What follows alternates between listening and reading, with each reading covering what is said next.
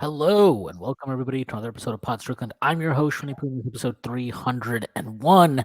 I am joined, as always, by my co-host Stacy. That is at Stacy Patton89 on Twitter. Stacy, how are you doing? Doing pretty well. Nice little Memorial Day weekend and nice weather.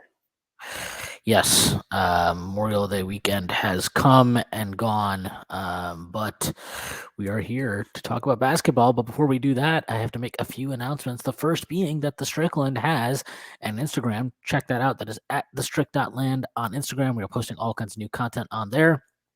The Strickland also has a YouTube channel where you may be watching this podcast. If you are and you haven't done so already, please hit like and then subscribe to the channel. That'd be a huge help to us.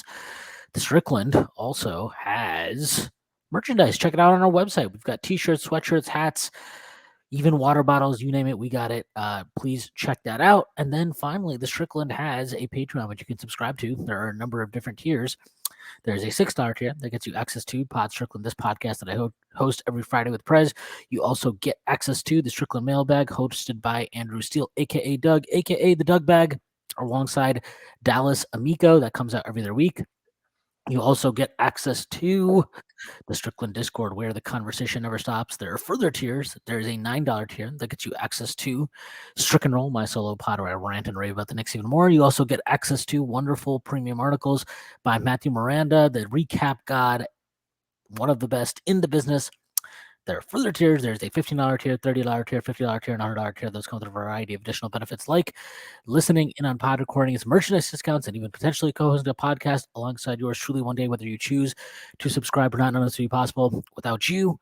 And finally, this podcast and everything is brought to you by Bet Online, which is your number one resource for all your basketball info, stats, news, and scores. Get the latest odds and lines and the latest matchup reports for this year's NBA playoffs. BetOnline is your sports intel headquarters this season, as we have you covered for all your insider sports wagering needs. From basketball, MLB, NHL hockey, golf to UFC and boxing, the fastest and easiest way to get your betting info, including live betting options and your favorite casino and card games, available to play right from your home. Get into the action today, so head to the website or use your mobile device to join, and be sure to use our promo code BLEAV, BLEAV, to receive your 50% bonus on your first deposit. Bet Online, where the game starts. There was a basketball game yesterday. The Knicks were not involved, but there was a basketball game. The Miami Heat defeating the Boston Celtics in Game 7, 103-84 in Boston on their home floor. I don't know if you have any thoughts on this game. I thought it was a pretty. Look, I know Tatum got hurt. I don't know. I don't feel like that should mean much in the grand scheme of things. And if Boston is the deepest team in the NBA, which I believe they were, they still had more than enough. And I spare me the fucking Brogdon thing, okay? I don't want to hear about this fucking arm. 6 man of the year. Yeah, he fucking broke his arm jerking off or something. Who cares? Like, fuck off, man. Like, I don't give a shit about that.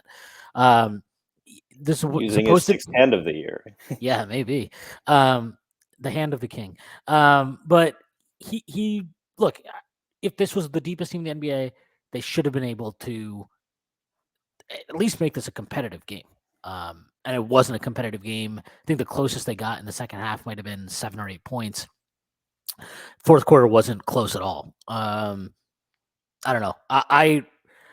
I'll say this. My main takeaway watching this game and watching most of these playoffs has been every player that I see people clamoring for the Knicks to trade a shit ton of value for just doesn't, like, the more I'm watching these games, I'm like, are any of these guys actually worth the type of prices we're talking about? Because unless you think that player in and of himself makes you a contender, and by makes you, and like, not just think, you need to feel some like 95th percentile level of confidence that a guy like that, in this case, Jaylen Brown yesterday, but in previous series, as we've talked about, Joel Embiid and Donovan Mitchell, who was a target last offseason, but like the type of value people are suggesting anybody in the Knicks, presumably should trade out for these guys. Like, unless you believe there's a 90, like you're super, super confident they morph you into an instant contender, then I don't really understand why anybody would be advocating for this stuff. I mean, everything has a price, right? So if Jalen Brown, for example, is going to get $300 million or whatever it is, the price is probably too high. Um, but I think everything has a price. Everyone has a price, and in terms of the game, I'll be honest. I at the during the game, I was actually changing a flat tire on the side of I-80, so didn't really get to. I watched some of the highlights, but I didn't get to watch much. Was driving all day yesterday. Um, but um, but it's very shocking, especially after the dramatic Game 6 win. They had all the momentum to see them just not be competitive. And there's a lot going on. I do think first year head coach. Missoula's taken a lot of heat. I think not all of it has been fair, but he definitely, if not in over his head, seemed a bit overmatched, which not unexpected for first year head coach in a pretty tough situation, even with a talent advantage. Going back to your point, though, I just yeah, I mean, I think you're 100% right. The contracts have gotten out of control for some of these players. That was the case before, right? When even when Al Horford got a max, he was making the same amount as LeBron James. It's very clear when you're on that scale, which contracts are worth it. And the Knicks are in a really good place. They have, say what you want about Randle. He's getting paid. Is he like the 39th highest paid player in the NBA, or Something like maybe that. so? That would be a decent contract. That's the kind of contract that third options are getting on like these title teams, right? Or second options for sure. So he's not overpaid. Brunson is paid like a second option, maybe third option, really. Like he's 14th among point guards. And both of those numbers are going to go down with the CBA going down. And I think that every there's a price at which anything works. I don't hate the idea of Karl Anthony Towns. I hate the idea at $62 million for a few years. I don't hate the idea of Jalen Brown. Even I do think people are overreacting a little bit to the playoff series, but I don't hate him at the right price. But he's probably the reality is it. I mean, and it's going to be interesting to see how much the CBA is the price going to go down, because if everyone is talking about these players like that, you could see the price go down. And this front office, I think, has been pretty disciplined about knowing their price and not going above that. Going back to even when they wanted Gordon Hayward, but when MJ made a Godfather offer, they were not going to just they had a price which they wouldn't go above. And so I'm pretty sanguine about this, just this offseason in general. The front office is a pretty clear process. They're going to find value where it exists. They're going to avoid overpays. They're going to avoid risky moves. We'll see if that changes. And for all it's you hate the phrase, it's become too much of a cliche in basketball, but yeah, trust the process. They have trusted the process. They have been more process oriented in evaluating their process than looking just at the results. And I would expect that to continue. I don't expect them to overreact to this series. I expect them to look at the process by which they're making decisions, see how that can improve, but mostly stick to those principles. Yeah, I think the trade market in general, all these there's two ways that you pay in trades, and it's especially specifically in the case of Jalen Brown. I think this is worth noting. It's not just that you would give up assets to get him, but it's that then you would be subject to giving him a new contract. And while if he does get traded, he's not eligible for a supermax anymore. The contract is still significant. I did the math the other day. I think it's something like 5 years, 239 million or something like that. That would be his max extension if he got traded to a new team this summer. I still don't know how tenable that is. And like watching him last night, I mean, look, I'll just say this. I think Jalen Brown is a good player. I also think he's one of the most overrated players in the league. Did you say Jalen Brown or Jimmy Butler? Sorry. Jalen Brown, no, Jimmy Butler is very good. Although Jimmy Butler, it's funny when he has bad games, it's just no player gets bad games hand waved away quite like Jimmy Butler. But um, Jalen Brown has just played on loaded teams his entire career. He's never had to shoulder the burden of being a number one option. And yesterday was a pretty good example to me of like what the concerns are of giving a guy like him a shit ton of money and paying out a bunch of value to get him. Because as good a scorer as he can be, and as athletic as he is, he's not a particularly good ball handler, especially in the half court.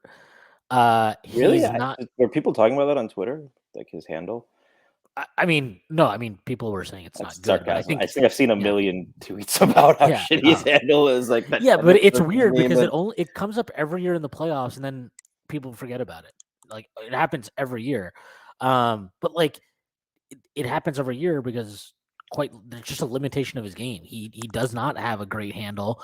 I don't like. I think his decision making is pretty atrocious.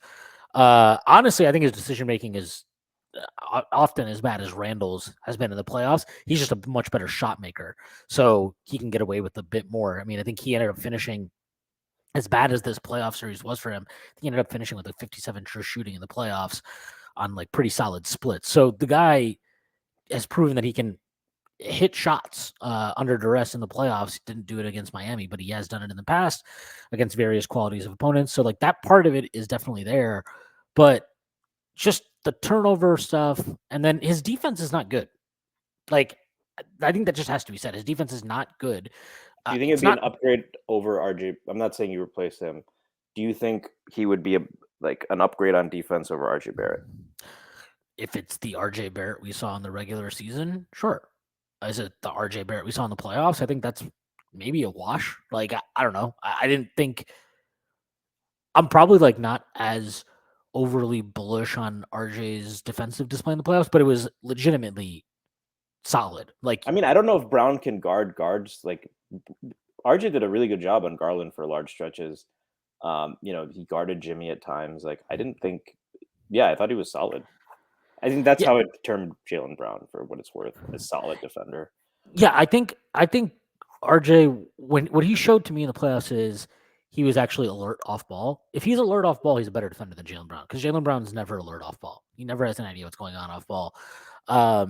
And I just don't like I mean, again, his decision making is just so bad. And it's like, if you're talking about ways to improve the Knicks, it's not just shot making. Like it isn't just shot making. I think it's also decision making. And Jalen Brown's decision making is terrible. It's really, really bad. And it's kind of a funny thing because I actually have a lot of the same concerns about Zach Levine that I do about Jalen Brown, but I don't think they're priced the same.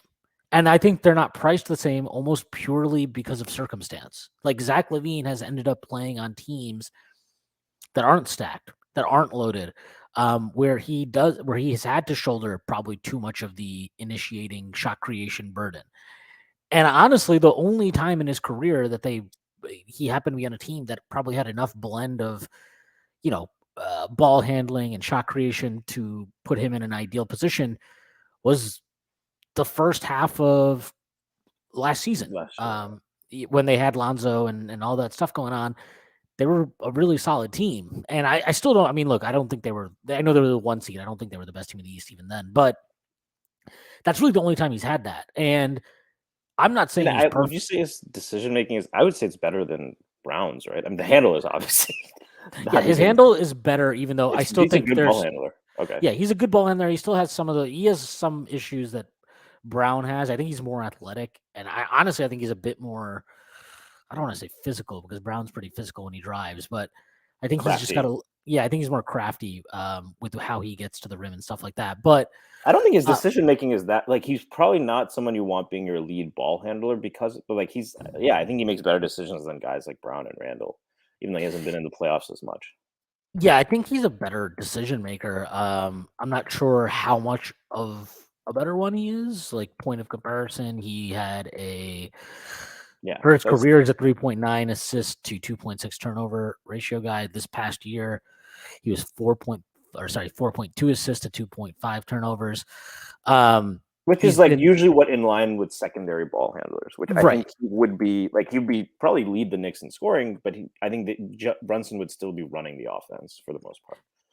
Yeah. And, I think, like, I guess the way I look at it is I don't know that there's that much of a difference between these players, minus the circumstances, but I feel the way that they're discussed, they're standing in the league, what they would be priced at in the trade market is wildly different. Like I just can't imagine.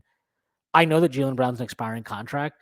I still think that somebody's going to give up a haul for him, just because I think the perception of him, and to be fair, like his scoring peaks, like when he's really rolling, he can be a pretty explosive scorer.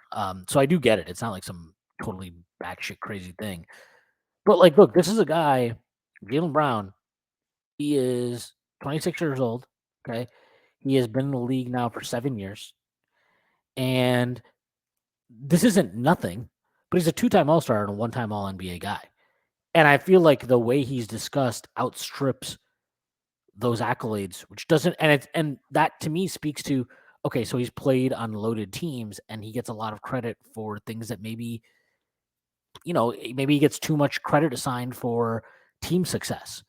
And look, like Tatum has his own issues, but Tatum's had to be the primary creator, ball handler, however you want to put it now, for the last 3 years. And What is, I mean, how, besides finishing at the rim, which is a big thing, I don't think Brown does anything better than Tatum. Tatum's a no, way he better doesn't. defender, way better passer, better shooter, He doesn't do anything way better than better Tatum. ball handler. I mean, I think And he's a better finisher, but and like yesterday is the prime example. Is Tatum's hurt basically first play of the game. That's a game where you need Jaylen Brown to step up, right? Okay, look, your top guy's struggling. He's just out here because it's game 7. He's just trying to give you whatever he has. You need Jaylen Brown to step up. And he gave you nothing. He was terrible, like absolutely terrible last night. And look, like the concerns that we have about Randle, the criticisms we've levied at Randle, a lot of that is, especially this season, is couched in the knowledge of like what Jalen Brunson did. Where it's like, hey man, your top guy is giving you pretty stellar fucking performances here. Can you give us something? Can you just give us something here? And he couldn't, and he didn't. And in a lot of ways, it mirrored our series against Miami, right? Where I think Tatum actually had a pretty good series. I know he didn't shoot well from 3. I thought he played a good series. I thought Brown was terrible throughout the entire series. And that kind of mirror, and I think he had one good game he had was the game 4 against Miami. But like it mirrors a lot of what our issues were against Miami, where it's like, look, we can talk about the Missoula / Tibbs of it all, and those factors for sure matter.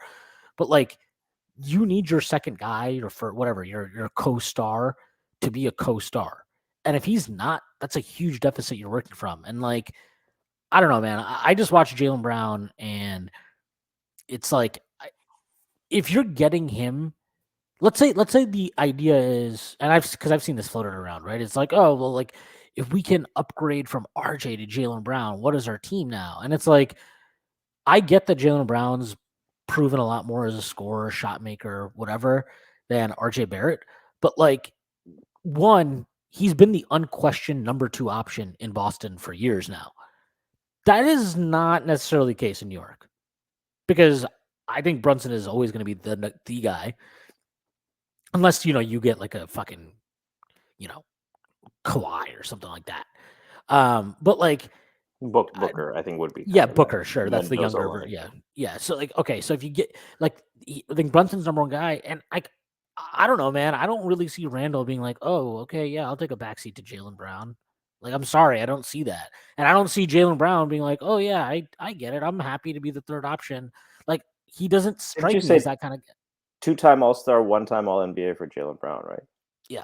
Yeah, so Randle actually hasn't beat there, right? Right. So And I don't know. I don't really get that fit. And I think like if you're going to target, like, because I think a lot of the discussion about upgrading the Knicks roster is, well, RJ had a nice playoffs, but like if we can get a better wing, and it's like, yeah, we can sit here and talk about that till we're blue in the face, but you don't need to just get a better wing.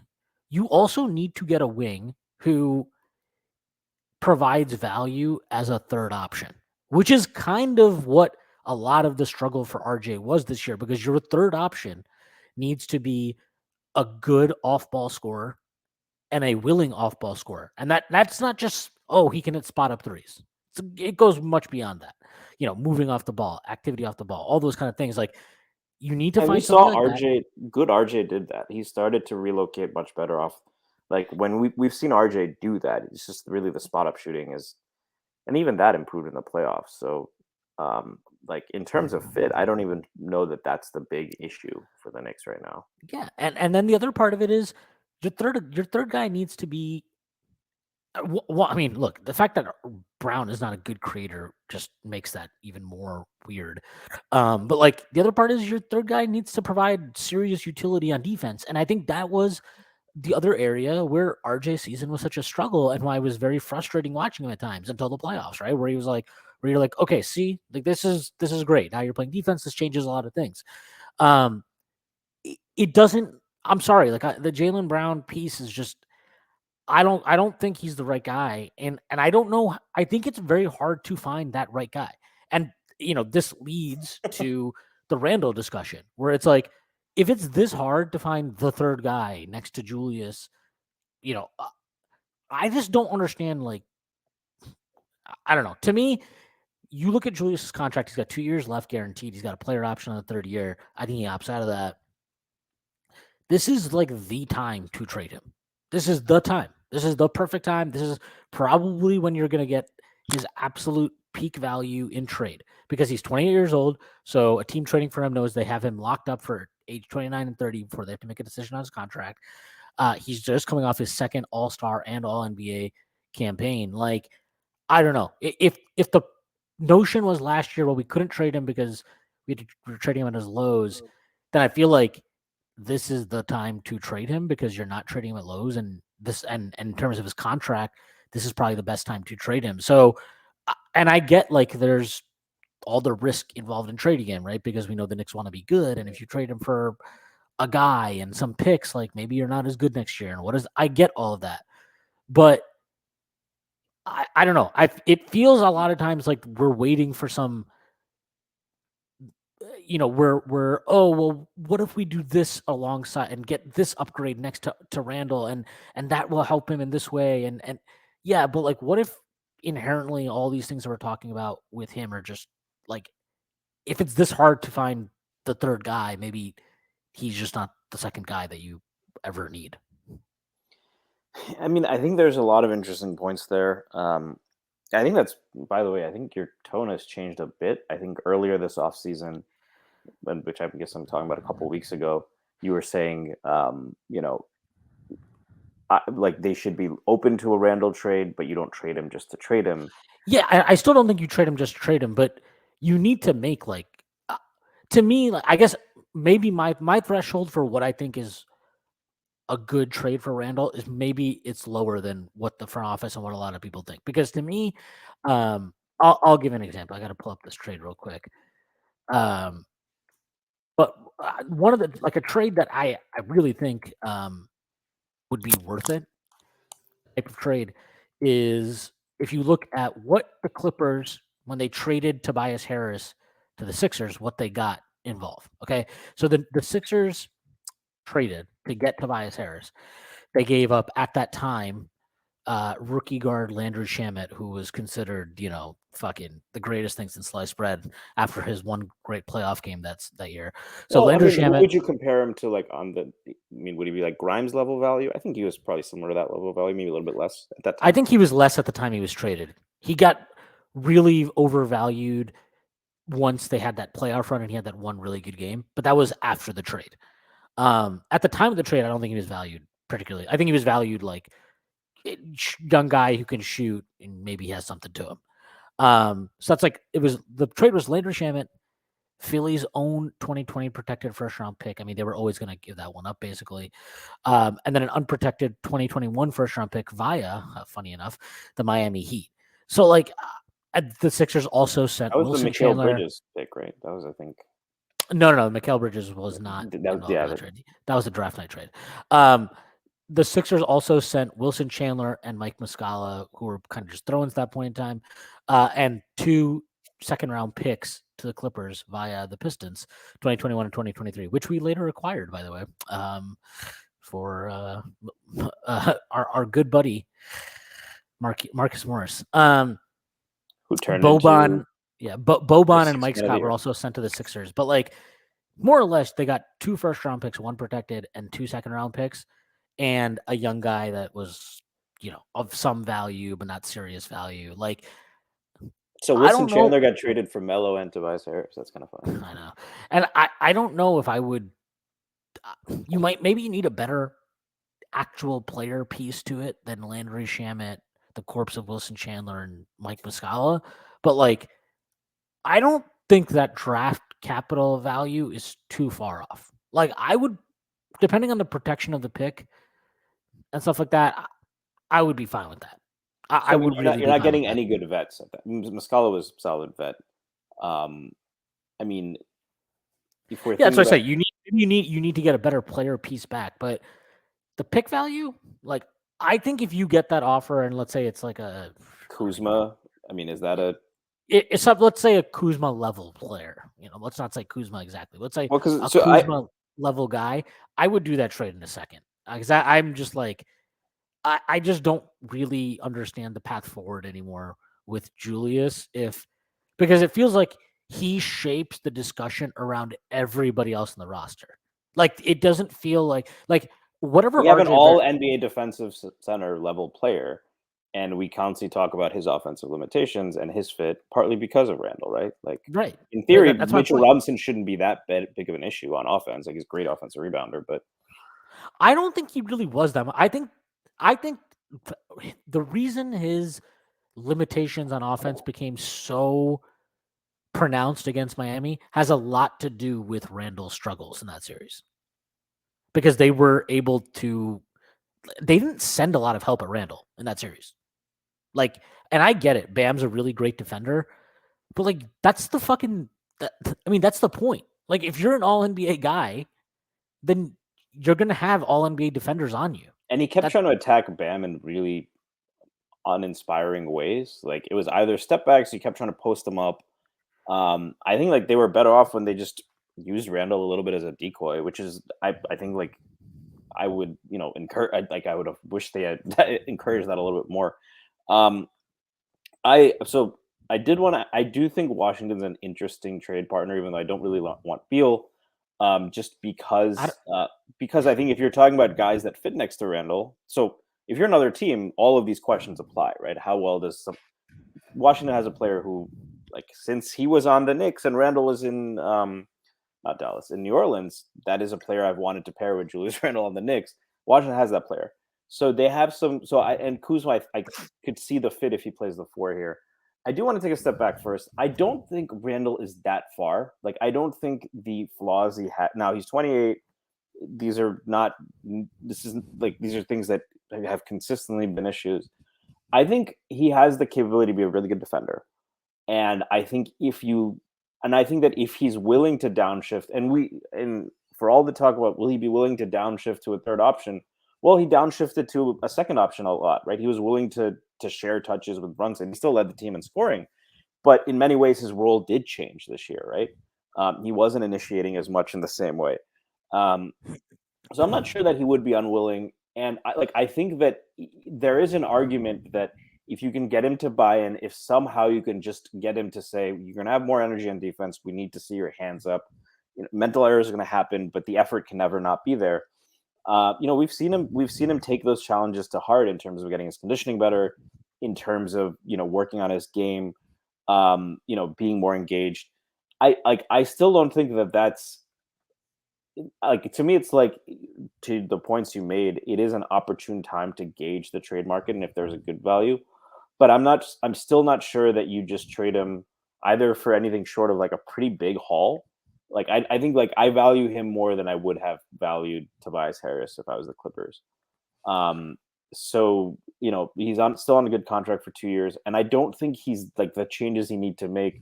And like this is again like it's fair for anyone to say, well, it's 28 and he hasn't made those. What's the confidence you have that he can? But I also don't think they're massive changes that he's incapable of. And if he does that, then he's really valuable when on has that he ever contract. tried for a full season on defense? Because that's a pretty Yeah, it's massive fair. change. It's a fair point. But if he is a third option, Sure, but um, like he's been like a third or fourth or fifth option in his career. I He's mean, can never you had a think of full guys who season. have kind of turned it up on defense later in their career? I cannot think of one guy who turned it up to be a third option at age 29. Like the one You mean a guy, defender? the one guy people will probably throw out there and be like, oh, Chris Bosh. Chris Bosh wasn't a bad defender in Toronto. He just got labeled as a bad defender because he was putting up He's on a 20 and shitty 10, team. That's still and the team context. sucked. Yeah. Yeah, I mean, but I think the tools were there, right? And so the tools are there, and like that, and we've seen him improve other parts of his game. Can he try for a full playoff series? That changes things. Can he try for on defense for at full health? Like, I don't think these are like, I get it. Like, we don't want to excuse his performance based on his ankle or anything like that. It certainly didn't seem to be an issue on offense. Like, I don't think he struggled on offense because of his ankle. He's flying for dunks a lot. I just think that these are not soul-crushing flaws to his game. And for what it's worth, I don't think Jalen Brunson's flaws are like, the handle is a little annoying. Julius is probably better ball handler than Jalen Brown, by the way. Certainly when you take into account size. So I mean, I think the trade would have to be like, yeah, the Knicks like are a better team. So if you give me, or like they get a haul, like, so if it's Kuz 2 or 3 picks and like, I don't know, Monte Morris or something, yeah, you definitely have to consider that. But like, I'm not. I still, and I don't think the front office is going to be in a like. I think they're going to gauge his value. I think they're going to have conversations, but they're not like. I think they'll Harris trade you throughout. Like, I think they'd need more than that. Yeah, I just disagree with that. Like, I'm sorry. Like, I forget. Okay, if you want to toss out the 2021 playoff series against Atlanta because you can't judge a first option unless they have fucking Magic Johnson at point guard, fine. Well, Okay. he had the platonic opposite of Magic Johnson. Yeah, point guard, I mean, which is fine. Apparently, you can't expect your first option to do better than 29.8%. Oh, he should have done that. Yeah. But so let's toss that out. If you want to give him the benefit of the doubt there, fine. We'll toss it out. This year, with Jalen Brunson playing at a fucking high level and basically playing all his minutes with Jalen Brunson on the floor. And let's not get it twisted. Jalen Brunson was the focus of every opponent's defensive game plan, not Julius Randle. Jalen Brunson was. So this is not Julius, oh, they're loading up on him and he's freeing up all this space for Brunson to fucking operate in. No, it was the opposite. Do you think that he has at least him drawing Bam helped Jalen Brunson at all? No. I don't want to hear about that shit. I really don't. I think it's fucking garbage that we're acting like Bam was hugging Julius Randle the entire game. Like, give me a fucking break. How many times did we see Julius pump fake on a wide open 3 that he would have gotten? Like, is that like, and that's because Bam is helping off of him. So I'm supposed to believe now that Bam was treating him like prime fucking Ray Allen? No, I'm sorry. That's just like when we're getting to these type of arguments, this is where like, if you just can't like, if you still believe in Julius, that's fine, but don't make these ridiculous arguments that are just like, oh well, he provided all this nebulous value. Like, his defense wasn't good, and if you like, maybe there's an argument. It's not like for, it shows up in on off, right? Like, yeah, the nebulous value. Well, maybe if you want to argue like that. Well, he couldn't have been so destructive. Like, he still had a positive on-off, his on-court. Okay, as bad as his defense was, the Knicks defended really well throughout the playoffs. Yeah, if you want to argue that, that's fine. But you can't tell me that performance is good enough for your second option All-NBA, All-Star caliber guy. It's not. So, but he's not paid like that necessarily.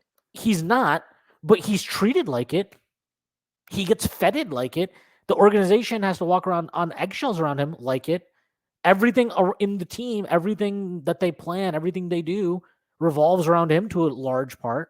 For what it's worth, his on-off was positive for the playoffs. It was. Yeah, it was a positive. It was positive. I would imagine if you take out the minutes he played with Jalen Brunson, which wasn't too many, it doesn't look that great. Okay. This is what he shot. 10 games. Okay. So eliminating the Hawks series, 37.4% from the field on 14.7 shots per game, 25.8% from 3 on 6.6 threes per game, 46.9% from 2, 43.2 EFG. This one is a killer to me. 70.9 free throw percentage, 8.3 rebounds, which is very disappointing. 6.6 defensive rebounds, which is just not good enough for him. 3.6 assists, 3.5 turnovers. 0.5 steals, 0.3 blocks, 16.6 points per game. Like, I'm He's not sorry, even a like third option. Yeah. that's not good enough. And And just sorry, I'll add one other thing to your point. Right, he played 309 minutes with Jalen Brunson. They had a um, sorry, just give me a second. They had a I think 3.69 rating. Yeah, they had a 2.69 net rating together. Brunson with Randle off played 134 minutes. In those minutes, the Knicks had a 9.55 net rating, so much better. And interestingly enough, everyone calls Jalen Brunson kind of this, you know, not anchor on defense, but he is a massive negative on defense. With Randle off the floor and Jalen Brunson on, the Knicks actually had a 106.92 defensive rating, which isn't like elite or anything, but that's pretty good considering you have Brunson and you're putting up 116 points per 100 possessions. So they all almost it's a plus 10 rating. With Randle on and Brunson off, they had a negative net rating. yeah, it's The a very offensive small side, sample, should be very said. 21 minutes, yeah. But it so throw that out then. But you see that like with Brunson on and Randall off, they are actually better than with both of them on. They had a significantly better net rating that I think you can't just hand wave away and say, oh, it's Well, bench I minutes. think it's worth mentioning this. If you take the regular season numbers, regular season together, Jalen Brunson, Julius Randle, 0.37 net rating in 2,025 minutes. I know there's a lot of weird stuff with the starting lineup because of his Fournier, upset. He starts Jericho Sims when Mitch is out, and then he started with Fournier and Reddish at various points. So that's not totally all accurate. I still think they're a positive lineup to me. With both of them off, 900 minutes, 0.15 net rating. Now, Julius with Brunson off, 714 minutes, 8.77 net rating. Very good. Very and a good. better defensive reading than the reverse. But yeah, Yeah. like the defense improved with Brunson Yeah. off. But Jalen Brunson with Julius Randle off, 354 minutes, played 12.1228 net rating. They were a much better offense, worse defense, but overall better team. Like, and I think this is worth noting. In the minutes that they played, that Jalen Brunson played without Julius, opponent shot 51.1% Yeah, I was just from gonna say that's from huge. two and 38.58% from three. The Knicks themselves shot really well from two and from three, also in those minutes. But But like, 2 points is less fluky. 2 point field goal yeah, percentage is less fluky. yeah, and I think the 3-point percentage, while it might be fluky, it also just speaks to how much more spread the floor is when you take Julius off. And look, I have felt this way even when it's Obi, like somebody who the team just looks different. It feels like they have more space. It feels like they play faster. Um, I don't know. All of this is to say that like the Julius Randle situation that the Knicks find themselves in now for going into he just finished his fourth season with the team, heading into his fifth season. Like, I don't think he's a bad player. I think he's a good player. But again, like this is the thing with Boston, and I like it's funny. Like if we were like the Celtics, right? It feels like they need to change. And yes, I think the CBA is going to be part of it because keeping Jalen Brown and Jason Tatum will be very, very difficult. But like, it feels like it's time for them to change things up because it's gotten stale and they've had multiple runs together and blah blah. So maybe you say, hey, look, like it's the first time that we had Julius and Brunson together. I get the playoffs wasn't good, but we owe it to ourselves to give this a little bit more time. And maybe that's the objectively like rational take to have. I just can't get over how bad he was in the playoffs for the second time around. And it's not just the numbers, it's also his effort, The defense is the thing, the killer. the Like if he's gonna defense. be a role player or if he's gonna be a third option, defense is not negotiable at that Yeah, point. and it's even if he's a second option, like the effort was not acceptable. And like seeing that stuff and then seeing his brain dead decision making at various points, especially in the Miami series, offensively, it always feels like when he struggles to make shots, it starts compounding and impacting other areas of his game in the worst ways possible. And that's what it felt like throughout the playoffs. And honestly, we mentioned this during the regular season anyway. Like I started to get vibes of that during the end of the regular season. He has that freak out at quickly. He blows a gasket in that game against the Clippers at the end of the third quarter, where it turns a 1-point game into a 4-point game because he can't keep his cool. And like you get these incidents, and then he had that game against Miami in the regular season where he gets hurt, but he was terrible. I think he had 2 points, 1 rebound in like 14 minutes in that game before he got hurt. He was terrible. And the And team played much better after he went off, right? yeah, and I just I don't know. I see all that stuff, and I'm like, good player, seems like he's probably a good guy, regardless of how volatile he can be as a teammate at times. Seems like he's a good guy. I don't believe in any future that anybody's trying to sell me on him being. I don't buy a future where you're trying to sell me on his capability as a top 2 player on a contender. And then 2, I don't believe that he can morph his game into providing enough value as a third option, because I think third options need to provide real value on defense. And like one of the reasons why, if you look at, like, if you want to look at that Heatles team, right? One of the reasons why Bosch's numbers could go down as much as they did in Miami, and he was still always worth the contract and all that shit, is because of how good he was on defense. And because it unlocked the ability, right, for them to play with him at the 5 and all these type of things. And for LeBron and Wade to trap as much as they did, right? That was a Right. pretty underrated part of what Right. they did. And so, like, if Randle can't provide that type of utility, those specific, that doesn't need to be obviously in the same exact ways that Bosch did, but if he can't provide value, as an off-ball spacer, as a willing screen setter, as a defender who elevates your team at times on that side of the ball, if he can't provide those things, then I'm sorry, like I'm kind of I think at I my agree wit's with end with it. I agree with all of those things except on how strong the Can't is. And also, like, I guess where I will push back is you said that, well, he's treated like the number 2 option. I'm He's not treated like sure a number 1 option. He's treated like the franchise player. Yeah, he is. I'm not sure how much that matters, especially this front office, considering I think they care about value contracts and his value much more than like the actual, like, they're not paying him like a first option or a second option. I think that is ultimately going to take precedence in how they, like, that's why I don't think they will trade him for like a downgrade. Now, if it's Kuzma and picks, I could see, or that kind of level player and like 2 or 3 picks, or 2 picks and like another young player in addition to him, I could see that. But it is going to be a haul, and it should be, right? Like, as whatever you want to say about these things, he is 2-time All NBA, 2-time All-Star. Like, why should we settle for less than what DeJounte Murray went for? Why should we, like, he's a better player than DeJounte Murray, even at his worst. That is what, now maybe the price of the brick will go down, and the price of the price of these stars won't be as exorbitant as it has been. But if anything, that makes Randle more valuable because he's locked up through the CBA when all of these massive contracts are going to go out for 2 years. And I just don't think the front office, for as much as you might think that it make them better long term, or he caps your ceiling, this is just not how they've made decisions when it comes to valuable contracts like that.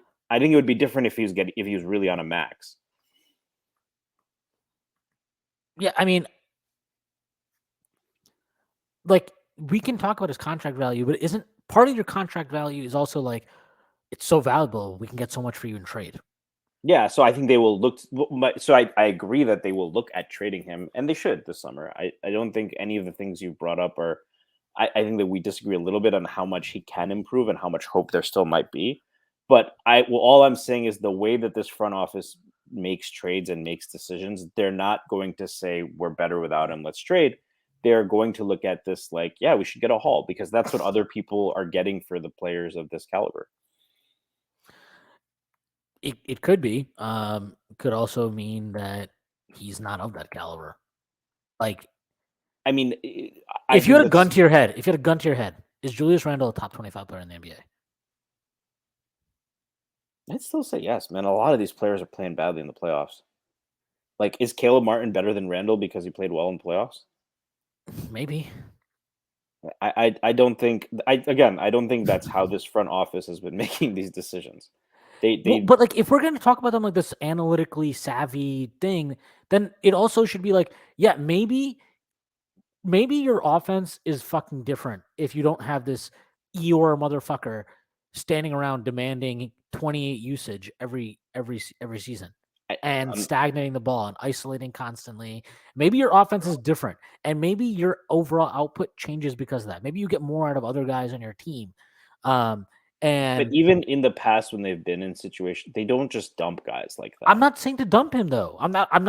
If they dump I him, think that's relative to incredibly what stupid. It two-time should be All-Star, wildly two-time stupid. All-NBA, the value of those players right now, what teams are giving up, and especially how much, again, that will matter as the CBA happens. I don't see them like. I think that maybe you do trade him for a guy like Levine, right? Maybe that. God, if I was the Bulls, to Rosen and Randle. Oof. But maybe those, but like that is the or like 3 picks. I think they'll want 3 unprotected or 2 unprotected and like another pretty lightly protected. He's not going less for less than DeJounte Murray. I think I'm pretty confident in that. If he, I mean, DeJounte Murray got 2 unprotected picks, pick swap, and Danilo Gallinari's corpse. Wasn't the third one like a protected pick? Oh yeah, they got a protected pick out of it too, right? They got the It's, Knicks that protected first from Charlotte. Like, okay, fine. If that's the trade, if that trade is out there, but and I I don't think really he give will a get shit more about that than that. protected pick. That I don't. He's not as valuable as DeJounte Murray was when he was traded. Whether right or wrong, I'm not debating. I'm not arguing that. I'm talking about what his value is perceived as. And part of that value, like again, part of the reason why, yes, the 12 NBA and all that stuff is great. He's not an easy player to just, he's not a plug and play guy. He's not a dude that you're just like, oh yeah, very easy to see how he fits in with player X or player Y or whoever the fuck. He's not easy to just stick into situations and be like, yep, that's easy. That makes sense. Like he's difficult, Would you say it's you a little know, bit and like D'Angelo Russell, who's always had good stats, but probably hasn't had the same trade value? I think that's a fair comp, right? Just obviously different players, but yeah, I mean, and Randall is definitely better than D'Angelo Russell, but like, yeah, like but Russell's a guy where you look at the stats. I think he's made multiple All Stars, right? he made You know, one, just the one. okay. So, but I think that that's a guy who his trade value hasn't always lived up to the efficiency, the scoring, and like what the numbers say, right? Yeah, and I mean there were some weird circumstances for that. Like I think this year he was an expiring contract, and everybody knew that Minnesota didn't want to keep him, so that was a weird thing. And then when he got traded from Golden KD, that was State, a whole weird thing. Yeah. Oh yeah. yeah, Sorry. yeah. Well, when he got traded, when he got traded from Golden State, it was like everybody knew that Golden State had the guy that Minnesota wanted so badly to pair with Cat because Cat and him were best friends for life at that time.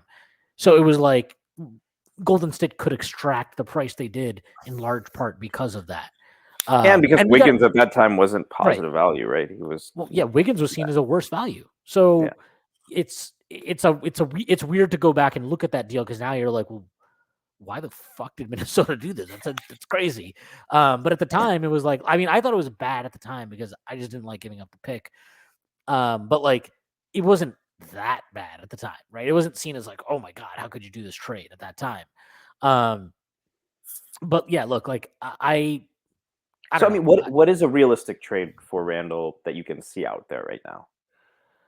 Because that's I another mean, thing look, you talked about how difficult he is to trade, right? So I know the mechanics wouldn't be this clean, right? But let's just live in a world where I don't have to worry about the salary cap ramifications and how to make all the numbers work and everything. Like if you could just do like PJ Washington sign and trade and 2 firsts from Charlotte, I'd do that in a second. I would do that. how high are you in PJ Washington? I'm not even that high on him. But like again, to me, it's not just about getting you're not going to get an equal talent value back. Like you're just not because Randall is really good and the production and all that stuff. You're not going to. But I think what you need to be looking at is like, okay, is there a guy who maybe creates a dynamic that's different, like a different one? A three and D. I mean, the 3 and D 4, really, right? Yeah, That's and I know PJ Washington hasn't been great on defense, and the offense it's been kind of volatile, but like whatever. It's that type of deal to me is like, okay, that's interesting. I'm at least thinking about it, especially because I that's don't something think you might be interested in. Yes, it is, and it's that's not like um that's not a team who I would be very high on. So I think their picks might still have value down the line. Now, would you get two unprotected picks from them? Like this is the type of stuff we don't know. And I like Tyrese has posed this before, but if it's if you want to look at a template of what should a trade look like, maybe it's something like the Vucevic trade that Orlando got for him. And I think Randle's a better player than Vooch was for sure. So maybe if you want to use that as the bar, Vooch was take a look expiring at this guys in November. that class, right? How much contract time did Vooch have? He wasn't He was expiring, he right? was a year. I think he had a year left, 2 years left, maybe. Um, but like, yeah, he had 2 years left after the year he got traded So because it they okay. expired. That I would do that, but that was, I mean, what they got back was Wendell Carter Jr., who was I mean, his value probably wasn't as high as maybe when he was drafted, but still a pretty promising young player. Otto Porter Jr., a lot of injury issues, but like a pretty good 3-and-D guy, and since the Bulls were trying to compete, like that's value. And 2 first-round picks. I think that's more than the PJ Washington. I mean, I guess, yeah. So if you're splitting hairs between Carter, I could see that, right? So if you get a young player, I think both were unprotected, right? No, they were both top 4 protected, so it's jump protection. Okay, so I think you would want if you get 2 unprotecteds. I don't know what the equivalent of Wendell Carter Jr. would be. I think So like like I would I'm love a just guy like looking. Jade McDaniels, but are good. Yeah, I'm looking at this draft class when Wendell Carter Jr. was traded, he was effectively he had 1.5 years left on his rookie deal. Yeah, it was the So Luka given class. the point in time where we are in the offseason, you're looking at guys from Quickly's draft class, effectively. So Jade McDaniels So would be one. I think he probably has significantly more value than yeah, you're Carter. not gonna they're not gonna get I don't even know if they'd get McDaniel straight up for Randall, but like they're definitely not going to get pick value on top Yeah, of of course. Jaden McDaniel. So that's not like one. I don't really love this player, but I know there are people that do. I think Prez likes him, and yes, if the 3 ball comes around, maybe it's a huge deal. Denny of Dia from Washington. Now I know they have their own weird. They just have a new GM. He apparently has license to tear it down if he wants. So if they don't, maybe they're done trying to compete on Bradley Bill's timeline or where the fuck it is. But So like, something like if you Avdia, Kuzma, and 2 picks, you would do. let's say I don't even need Kuzma. If you just gave me Avdia and you give me, find me a contract to throw in there to match the value, I would Damn, do that. I think they I would would do do that that, if and they then could. and then you give me their pick this year and a future pick. I'm fine with that. I'll do that. Okay, so speaking of that draft class, we've talked about Keldon Johnson for Randall. I think you'd still probably do that trade, right? If you're Oh yeah, doing, yeah. um, there is another player they have from that draft class. Do you think they would trade Vassell? I don't know. I mean, I know that he had a good year, but it was a weird year, right? He didn't play that much. From I think what if he I've played for Tibbs and like on a good team, he'd be a phenomenal defender. I still believe that, by the way. But yeah, I mean, I know that his defense apparently hasn't been that great, but like, I don't know. To he me, was a savant at Florida State, and I think when players, Anthony Davis was not a good defender for his first few years in New Orleans, right? yeah. Like So so, just so there's some like level of standard that we can judge him by. Vassell was this is by EPM. He ranked in the 74th percentile in EPM on offense. He ranked in the 26th percentile on defense. It's a minus 1.0 EPM net. That's 57th percentile.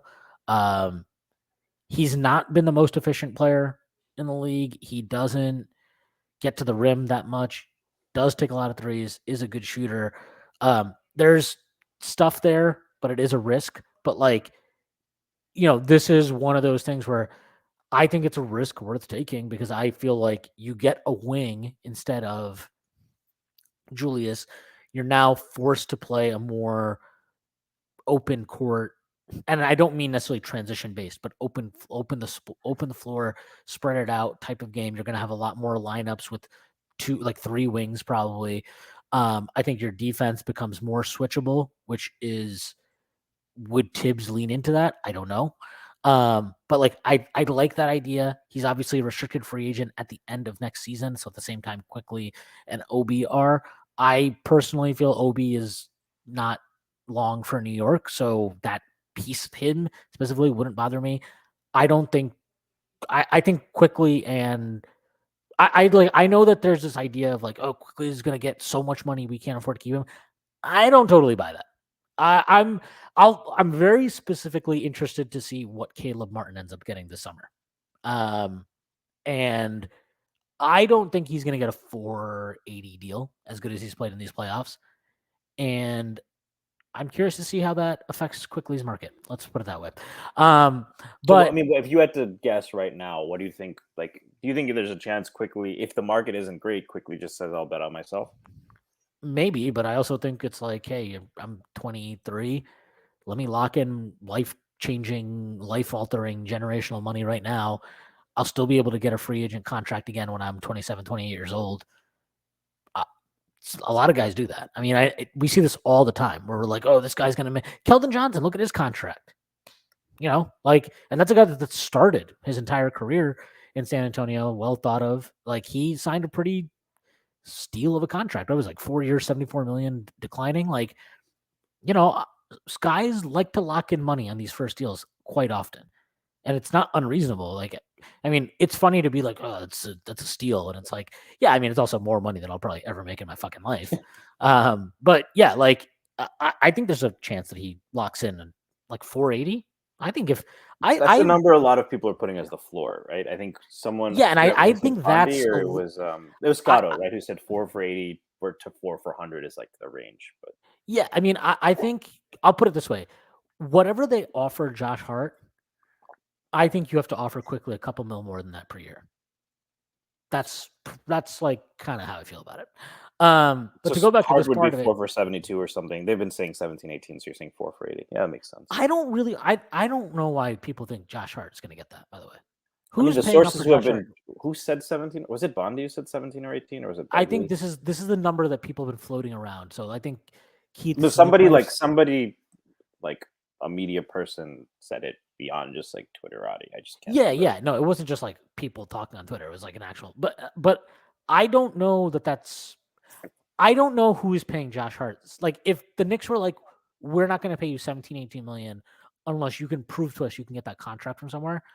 I'd want to I know have a what team in mind that I think would. I don't know if he'd go there, but San Antonio has a ton of cap space, and I could see them trying to compete. he's not going to go there, and they're not going to do that. Why would they do that? I think he's a good passer and defender. I think he fits well with Pop. They I have think Pop would Sohan. play him at the Sohan is 4. like that guy, except young, and he's taller and bigger. Yeah, but you don't have to rely on him the same way. Sohan also playing them together becomes less of an issue because of spacing, so that's fair. But I mean, I wouldn't. It wouldn't. I don't think it would be crazy. I'd be shocked if a team of a bad team at that was like, what Well, I think we they're going to need. try to compete soon. That's kind of the point. And he's Sure, but I don't 27. think Hart is like the difference making. Like, if I'm paying 17, 18 million, look at the guys that make that money around the league.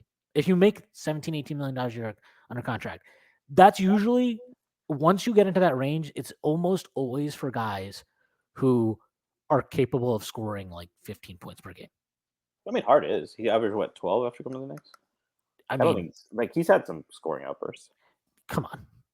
Josh Hart, like, really? We're doing this? We're going to pretend Josh Hart is like going to be a 16-point per game scorer on a team. Like, if he's scoring, No, not going. You said capable, right? So yeah, I but don't think it's a guy who has to be good enough to justify it. Like, yeah, Josh Hart can score you 16 points per game. Guess what? Your team's going to suck ass. So you're Like, saying no, sorry. I thought you meant he's capable of going off for 15 points, but you mean averaging 15 points for a season. Yeah, like, that's usually guys that are solid scorers consistently and have and the belief that they can do it on a good team. Like, Josh Hart isn't that guy, and that's fine. I mean, that's part of He the adds a reason lot why, of intangible value. yeah, Like, that's part of the reason why it's been great having him, and he's probably, I mean, he's going to stay. I'm not that worried about that part of it. But, like, I don't think there's going to be this huge bidding war for Josh Hart. Like, do you think I don't 4 see for that. 60 is more likely? But the mid-level is something like, what, 13 million a year now? Like, yeah, Wow. I think you give him a little bit more than that, 460. I think that's a solid deal. He'd be making as much as Mitchell Robinson at that point. Yeah, put it like, into and that's the other part. Like, really, I'm gonna pay Josh? Like, I understand wings cost more than bigs, but also it's usually wings that can shoot. Like, and Josh Hart can shoot. I know he shot 7,000% from 3 in the regular season as a Knick. We saw what the reality is in the playoffs. Again, I want to keep him. I don't think that, Like, I don't subscribe to the idea that, well, we saw it happen in the playoffs. That guy, like, that's a huge flaw and we can never overcome that. I don't buy that at all. But like that should impact his contract value. And do I feel comfortable giving him more money than Mitchell Robinson? And like we can pretend that stuff doesn't matter, but we know it does. Like we know how the guys getting paid and how that looks impacts the locker room. That stuff does matter. Like I'm sure that if you gave him more money than Mitchell Robinson, you know, I don't think Mitch is going to like cry and never try again or something. Put cryptic Snapchats up. Yeah, I definitely think they could be cryptic Snapchats, but I look, it's just one of those things where it's like, yeah, that stuff matters. And like, you know, you like it can be, it sounds stupid, but it's like if you offer Josh Hart 472 million, let's just say that's what they offered him, and then you offer quickly 472 million. If I'm quickly, I'm like, that's fucking insulting. Like, I would be pretty pissed about that. Because it's like I've been here all year. I've been here for 3 years actually. I finished second in 6 Man of the Year voting. I've done everything you've wanted me to do, despite it not being exactly what I want to do. I've performed well in multiple roles, and now you're paying me as much as a 28-year-old journeyman. Like, that's Ooh. insulting. I'm sorry, that's insulting. So, to me, Josh Hart, 460, something like that, makes sense. 464, you know, you want to bump him up a little, sure, fine. Quickly, 480. I think those two numbers make sense to me. But to go back to the original question here, which was, yeah, Devin Vassell, like, yeah, maybe they deal him. They have some contracts that can throw at you to make money work. I mean, Like, if you think they are as high on Sohan, then the Randle thing maybe also doesn't make as much sense for them. yeah, But it might not. So that's another part of it. But like, you know, Portland is out there. They're a weird team. Who knows what the hell they want to do? would you trade for Dame? Like, if it didn't cost, like, is there a number? Is there a because you No. seem to be not hating the idea of Levine? There's nothing that would make you want to trade for. Like, you just think the Lillard Brunson No, pairing the is Levine thing is different. Like, I personally, like, when I watch him, I just feel like he's not that good. Like, he's good, but, you know, is he worth the contract? What's his impact? You know, the defensive stuff. To me, when I watch him, I'm like, that doesn't look good. I don't get it. But like, if you look at his, you know, his advanced stats, some of his impact numbers, like the EPM with him this year especially was very good. They've been a top 10 defense 2 years in a row with him playing a shit ton of Is he minutes. underrated on defense? Because like I've talked to Bulls guys and they're like, he's not this like traffic cone that like I Yeah, think I they'd don't know push him that up to. I've seen them say that, and like It's not that's what I cool. agree with your kind of impression. I But don't like see. when I watch him, I'm like, I think he sucks on defense. So I don't know. So it's like I'm not. I wouldn't trade for Levine, but I can like I'm slowly at least starting to understand like why maybe there's an argument. I maybe need to go and watch like a bunch of Bulls games to feel some way about it. But offensively, obviously, he's very, very efficient. 61 true shooting this year in what was considered a down year for him. He's also You know, played with another ball dominant backcourt player and been pretty like him and yeah, and he's good, you know, running off screens and that kind of stuff. Like you can use him in those off ball ways that provide utility as a third option on offense. The defense is the big thing though. Like, if he's actually a tire fire, then it's a problem. If and maybe does he help we're your decision making as a guy playing off of Brunson, right? That was kind yeah, of a and big issue and against the Heat.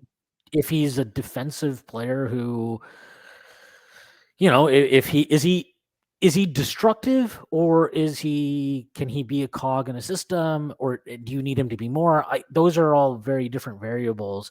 But like I can at least see it a little bit more with Levine than I used to be able to. I'm not sure. I don't. I wouldn't do it. I'll put it that way. I would not trade for Zach Levine on his contract. If it was up to me. If they did it, like if it was something like, you know, let's say like RJ and Fournier, I And don't no know. picks. Wow, you think they could get that? No I don't picks? know. Maybe. I don't know. I don't know what his trade value is. Like I really don't, because I know he closed the season really well, strong, but I do feel like there's some Randle-ness to him in the sense of how he's valued around the league. I feel like there's always a perception of him that's lower than like Numbers. yeah, and I also it just feels like Bulls fans are maybe value him. They probably value him more than general consensus NBA. Maybe they're right too. I don't know. I don't watch a lot of the Bulls, thank God. But like Yeah, I don't know. The Levine one is Is he weird the to me. best goal shooting guard ever? Yes, yes, he is. But yeah, like but yeah, those are like I think a trade where if you get two mostly unprotected picks, let's call them right, like that Vooch trade as a template. So that's what two top four protected picks basically, and a young guy who struggled but still had some promise. So like a Pat And Will. I think that might yeah, be a fair comp for yeah, Wendell Carter, right? yeah, and then just a matching expiring salary or something. I would do that trade. Like I'm fine with that. I maybe that's selling low on Randall. I don't know. I don't. I feel like it just feels like when we're talking about Julius, we don't know what his trade value is. But when you throw an idea out there like that, there are people that are like, "Well, that's nothing. You're not getting anything for Julius," and it's like, is that actually nothing? Like that actually feels like a I mean, I legitimate I, I trade. don't I think Randall still provides more value to the Knicks than that would give you. I'll throw out another team though that would be interesting. The Thunder. The Thunder have a skinny stretch big. Another guy who I think would pair well with Randall and Chet Holmgren. We'll see how well he translates. It is a little bit murky because Jalen Williams has looked really good. Obviously, we know what Gilgeous Alexander can do, but they have a lot of picks. A guy that I really like on the Thunder is Isaiah Joe. I don't know if they'd be willing to include him, but if it's not him, maybe there's a guy like Dort you could get. I don't love Dort's game. There's spacing issues, like on a team that for us we need shooting. I think that's an interesting fit, though. If they really want to compete, I think if you like that could be they're not giving up Giddy or they're not giving up any of Giddy, Williams, Holmgren, or Shea, but I think that there's some talented young pieces and they have a million picks, so I could see that. Dort. Yes, like maybe Dort two first if they threw an Isaiah. I don't know if they're smart enough not to throw an Isaiah Joe, but that would be pretty cool. Like Dort two picks, maybe three picks, and then They have yeah, I a mean fucking shit ton of picks. So yeah. So like yeah, if it's two unprotecteds and then a couple of protecteds, or like who cares? They might think that they're going to be good. So I'm just even looking at the roster, like you know, yeah, like if we could get Joe, Jalen, and then two unprotecteds, that might be too steep for them. Or they have like Dario Saric if you need your vet guy. I've wanted Saric on the team for a yeah, I while. mean if they did like Dort, Saric picks, I mean, depending on the picks, like sure, like I think that's reasonable. I'm not. I don't like Dort as much as a lot of other people do. I think he actually. He's a What was little his overrated. usage this year? I feel like he does a lot of stupid shit on offense that I don't like a lot. It feels like sometimes he thinks he's a star wing. I'm like that's don't do that. Don't do that. Um, number number one, don't do that. Number two, let's see what his usage was. 19.8% this year. yeah, I mean, if you think he can play the four, fine. His rebounding is also not great, which is weird because you'd think like a wing in He's size, his not rebounding would that be better. great a team defender. Like I think he's overrated a little bit because his on ball is so good. Like, But in you know terms of what? impact stats, they don't love on ball defense as much as I think he's been overrated since that crazy game he had in the bubble. Harden thing. Yeah. Yeah, that game set. Like ever since that game, I just feel like, and it's funny. You know what it is? He also like I feel like he always kills the Knicks. So like there's like every time we play him, I'm like, oh my god, this fucking guy. And then I look at his numbers at the end of the year, and I'm like, it's not that Yeah. great. It's okay. Yeah, he's okay. He's fine. He's decent. Yeah, I mean Dort. I see. It's funny. Like I actually think you probably need a little bit more uh, for me, my aim in any Randall trade is get draft capital, and then A nice I young don't know. player, and then I don't know exactly. No, I don't even. It doesn't even necessarily need to be like some awesome young player or something. I really want somebody who can who opens up options for us to play small at the four. And I know Dort technically does that, but man, some of those lineups would be fucking brutal. Dort, RJ, Hart. I'd ugh, that'd be disgusting. Like that's why like a Vassell is a little bit more. I'm like, oh yeah, like because he can shoot, he has some gravity, that makes sense. And I know Keldon Johnson doesn't shoot it that well, but I also just think he has a lot more offensive potential than somebody like Dort, and his contract is very good. So I'm more open to that. Like I don't know, something about Dort. I think his play style. That one. It's weird. I don't know if I would actually say yes to that, but like that's but it is the type of trade that I would look at. And I think it's the type of trade that Knicks should look at. You know, what would you do if you replaced Dort with Isaiah Joe, and so it's Joe Saric? maybe throw in like a Usman Dieng or something and 2 picks, or maybe they might be high on Dieng. I don't know. Sorry, say that again. Like Isaiah Joe, Usman Dieng, Saric, and 2 picks. Oh yeah, the once a Nick, always a Nick. Usman Jang, by the way. I don't love Usman Jang. I don't really know much about him. I know Prez liked him. I would love Isaiah Joe on this team, but to your point, Yeah, it doesn't I give you like that much Isaiah Joe a diversity. lot. Yeah, I'd probably do that. Like, I think that's interesting. So the one issue, and this is why like it's very hard to construct these trades, is we know that they don't want to take a major step back at all. So a few things, like one, it might hinge on if you're moving Randle, right? Do we believe in Obi Toppin? Because at that point, they might be like, okay, well, if we're trading Randle, then We either now need a we have, starting forward in return, or Obi is the guy. yeah, or it's like, oh yeah, you know what? Actually, we still believe in Obi. So what if we do this instead? Or if you get a guy like Saric, and I didn't watch him too much this year, but if you have a guy who can at least platoon with Obi, I know Tibbs, that's probably a bad word to Tibbs. That is maybe a good bridge, right? Or it's workable at least. Yeah, for sure. And like I'll throw one at you. All right, this is a little bit more of a complex trade, but let's live in a little bit of a fantasy land. Okay, let's say these are the major moving pieces here. Okay, let's say the Knicks send Julius to Portland. Anthony Simons gets traded to San Antonio, and San Antonio sends Keldon Johnson to the Knicks. Now, figuring out the pick situation would be weird, but let's say you're like, you know what, Portland's like, look, we want Julius, but we can't give you the fucking third overall pick for him. It's just not going to happen. All right. Okay, fine. Give us your next 2 first-round picks unprotected or very lately protected, say top 4, whatever the fuck it is. Okay, so you get those 2. You would imagine Sharp is off the table too, by the way. Right? Yeah, and I don't like. Look, we can live in the world where we pretend that Tibbs is going to go somewhere right now, but he's not, and I just can't imagine Tibbs might have an aneurysm watching Shaden Sharp play defense right now.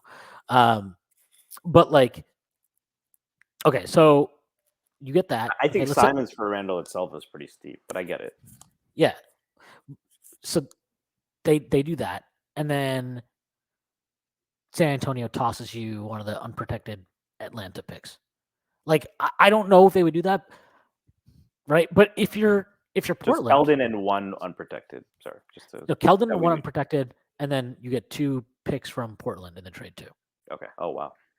Let's say if that was on the table, I would do that for sure. And if that was like reported that it was on the table and they didn't do it, I'd be like, well, maybe I hate this front office all of a sudden. Like, I don't know. That would be crazy to me. I mean, I think Simons and 2 unprotecteds going out. I get that you're trying to capitalize on Dame's end, and I do think Dame and Randle would be interesting, but that's a lot. Well, and it's not just that, but it's like, well, they're not like, if you're like, hey, we're not going to, all right, well, let's even do this. Let's say they're like, we'll give you your pick back this year. So it's not, it's 1 future unprotected. Okay. Our and pick. then, and our pick back. And then we get an unprotected pick via Atlanta from the Spurs. Yeah, I would do that. And Keldon? Yeah, and Keldon. Let's say no to that. Because San Antonio would give up Keldon and a pick, right, to get Simons. I think that's like a very reasonable pricing. I don't and Simons would make sense for them because, I mean, shit, we know that they liked Primo, obviously. I think Simons is like what you would hope Primo was going to become. And his good thing for defense, you Simons. can hide on a team with Sohan, Wemby. Yeah, he's explosive scorer. Like he's a really explosive scorer. So I don't know if trade like that is a trade, a construction. I could maybe see. It. Like I know that Portland doesn't necessarily want to give up. They would be hesitant to give up 2 picks, but we also know, like, hey, look, we're not going to give you number 3 for Julius. Okay, fine. But we want to try to compete in Dame's window now. Okay, fine.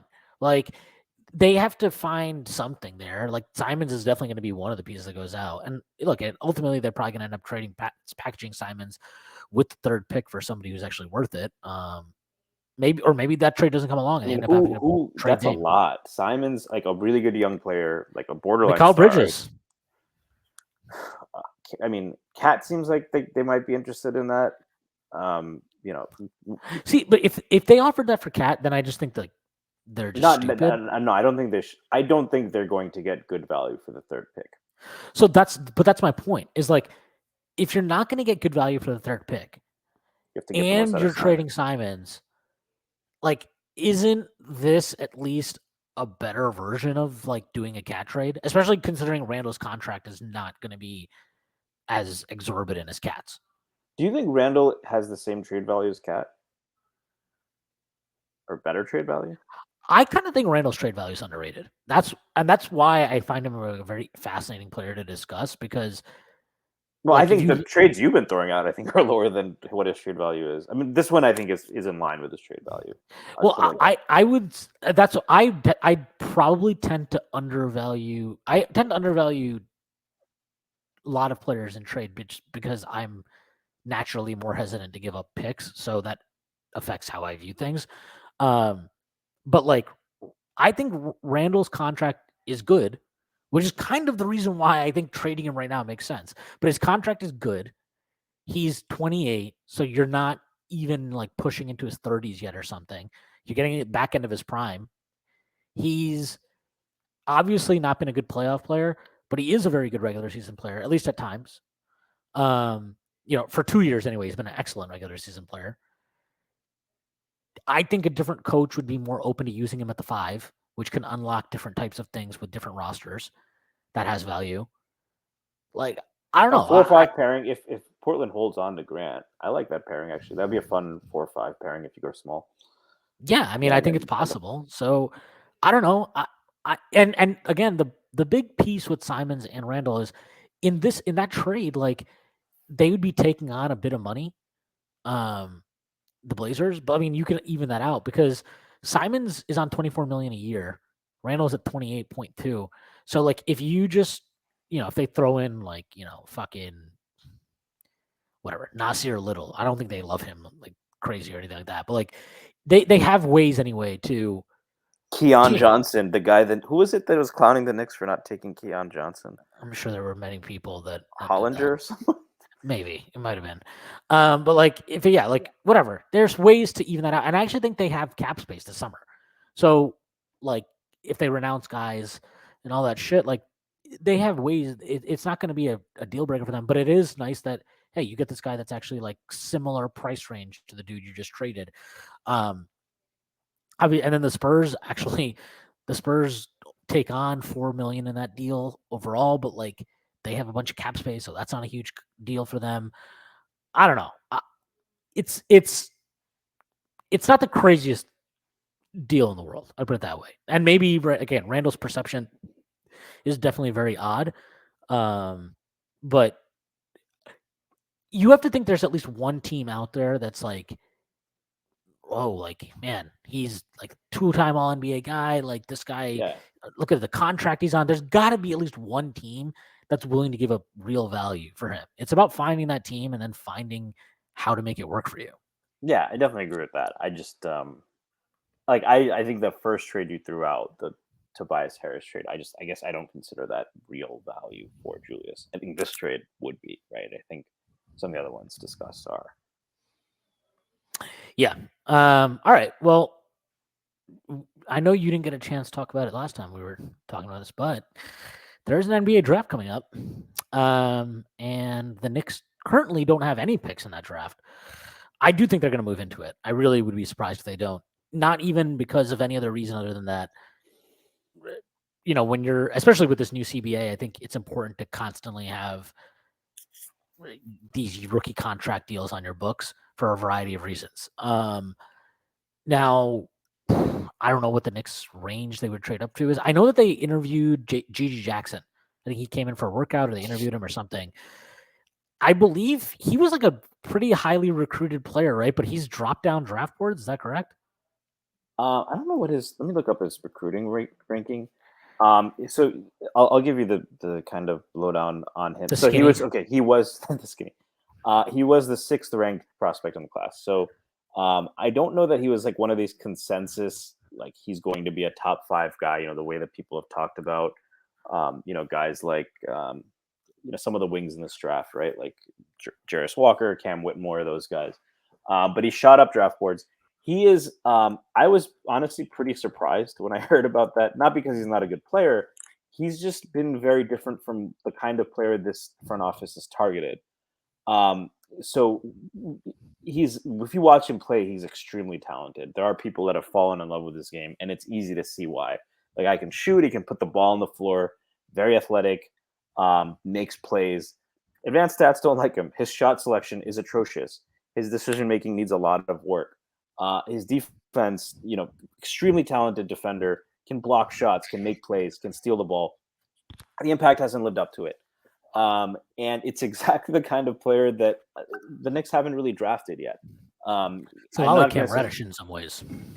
There are definitely similarities there. I do think he's shown more in terms of, but yeah, there's similarities, right? Where like very talented player where the production doesn't. I think he's a better athlete, and I think like there's the edges, like there's more you can see in terms of rounding some of those things out.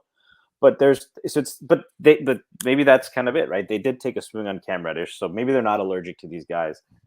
If you look at so to answer your question, like that's kind of like Gigi Jackson, 6'9", 210. It's the kind of player we've been praying for on the Knicks. A lot of people have been. Even you and me weren't like the biggest fans of Cam Reddish, but like that's what we wanted to see, right? It's like this long, freakish wing, gives you some shot creation, can switch on defense. Like that is the vision with Gigi Jackson. And if he's available in the 20s, that is an upside swing. And it's interesting because the Knicks have been like in the 20s. It's interesting. I saw like a redraft from 2020 and a couple of these recent drafts. Guys like Quickly, Maxey, even Bain. Like there's guys in these drafts who have outperformed. And typically, a lot of it, when you do the top 5-10, there's usually only one or two initiators, even though like the top guys who go, that's usually the first few picks. It's like he's either an initiator or like a center who like could be like a generational defender, right? Like these are the kind of, and you see like when you do these redrafts, a lot of the times it's undersized guards, right? So I think undersized guards and forwards who outperform because they fit a role really well, but they are able to defend and shoot.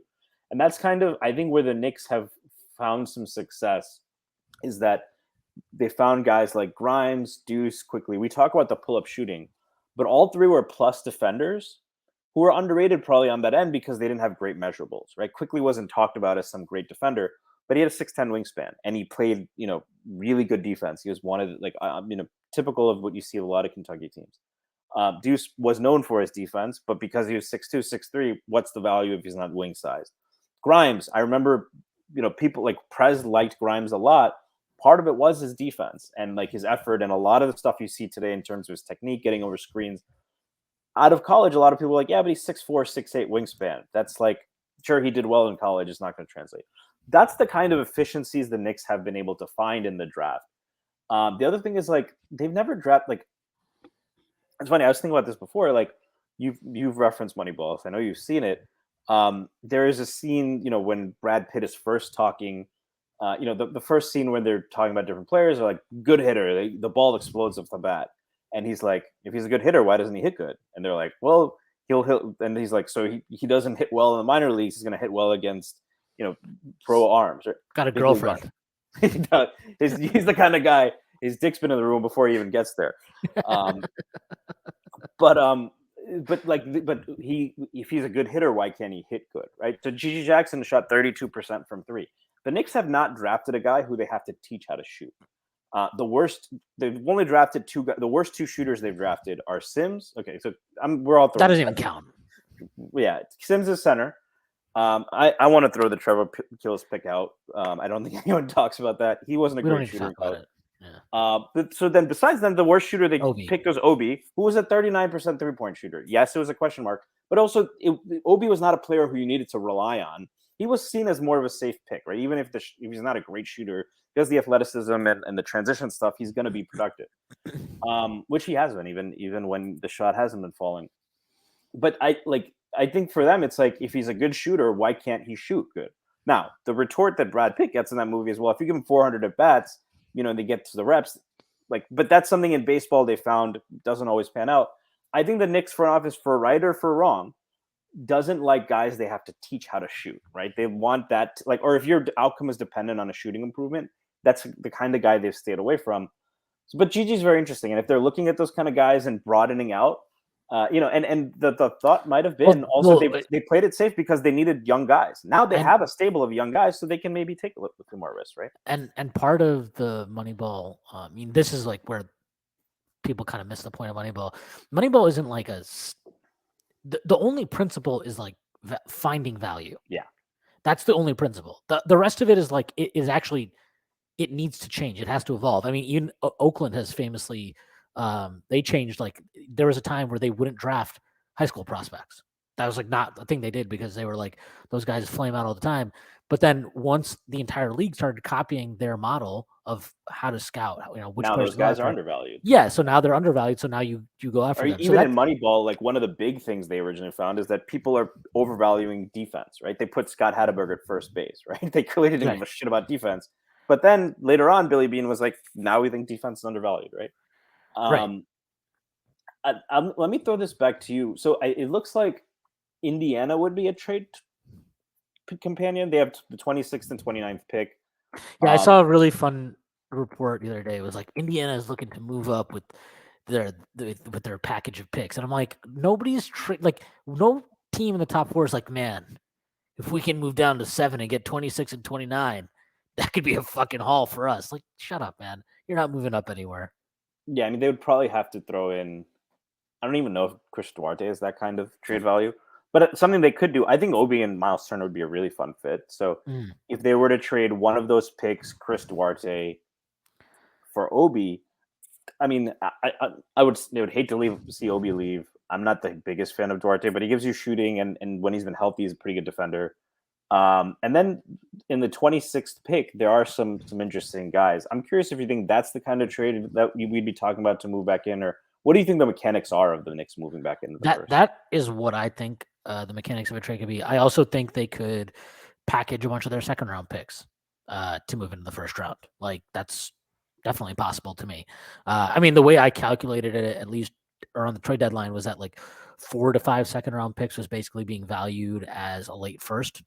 We saw a bunch of those trades, right? It was like Gary Payton the second and 5 seconds and shit like that. It's like, I think that was, if it was being swapped in instead of a late first teams giving up, it's okay, we'll give you a bunch of these seconds. I think those are the 2 primary mechanics for a trade. You think it would be? Sorry, go ahead. No, is a guy like Noah Clowney interesting at all? I would have said that's just not a pick. I think that like Perez wrote a whole article about parent type picks, and Clowney again for some of the same reasons I was talking about. With I think he's a little bit more polished. The shot selection is better, but he's still kind of raw. But yeah, I mean, what Clowney gives you is 6'10", can switch, very mobile, can block shots. Is he more mobile, like as a defender than Obi is? Like, is he more fluid? Yes.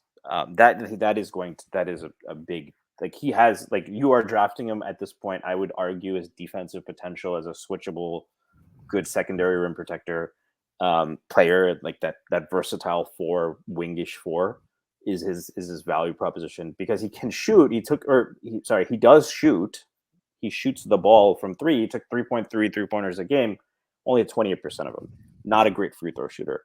But I think that combination, if you buy it, right, a guy who had a block rate of 2, steal rate of 1.3, so he can make creative ends on defense and take shots, and is 6'10", that is the value proposition. And for all it's worth, for all, the way that the efficiency wasn't there and all of that, the shooting wasn't there, he still averaged a 57 true shooting. He's an athletic guy who can finish above the rim.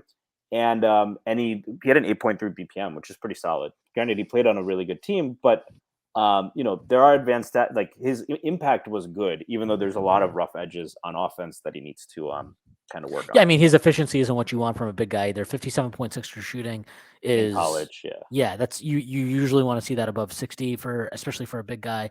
His 2-point percentage was really good though. Like, I mean, I'm just looking at his profile. I'm like kind of encouraged by this a little bit, because it feels like he wasn't. It feels like he was. Again, correct me if I'm wrong. Looks like he was used very minimally on offense, and that a lot of his usage on offense came from him trying to expand his game into being some kind of like floor spacing 4, which he wasn't ready for yet.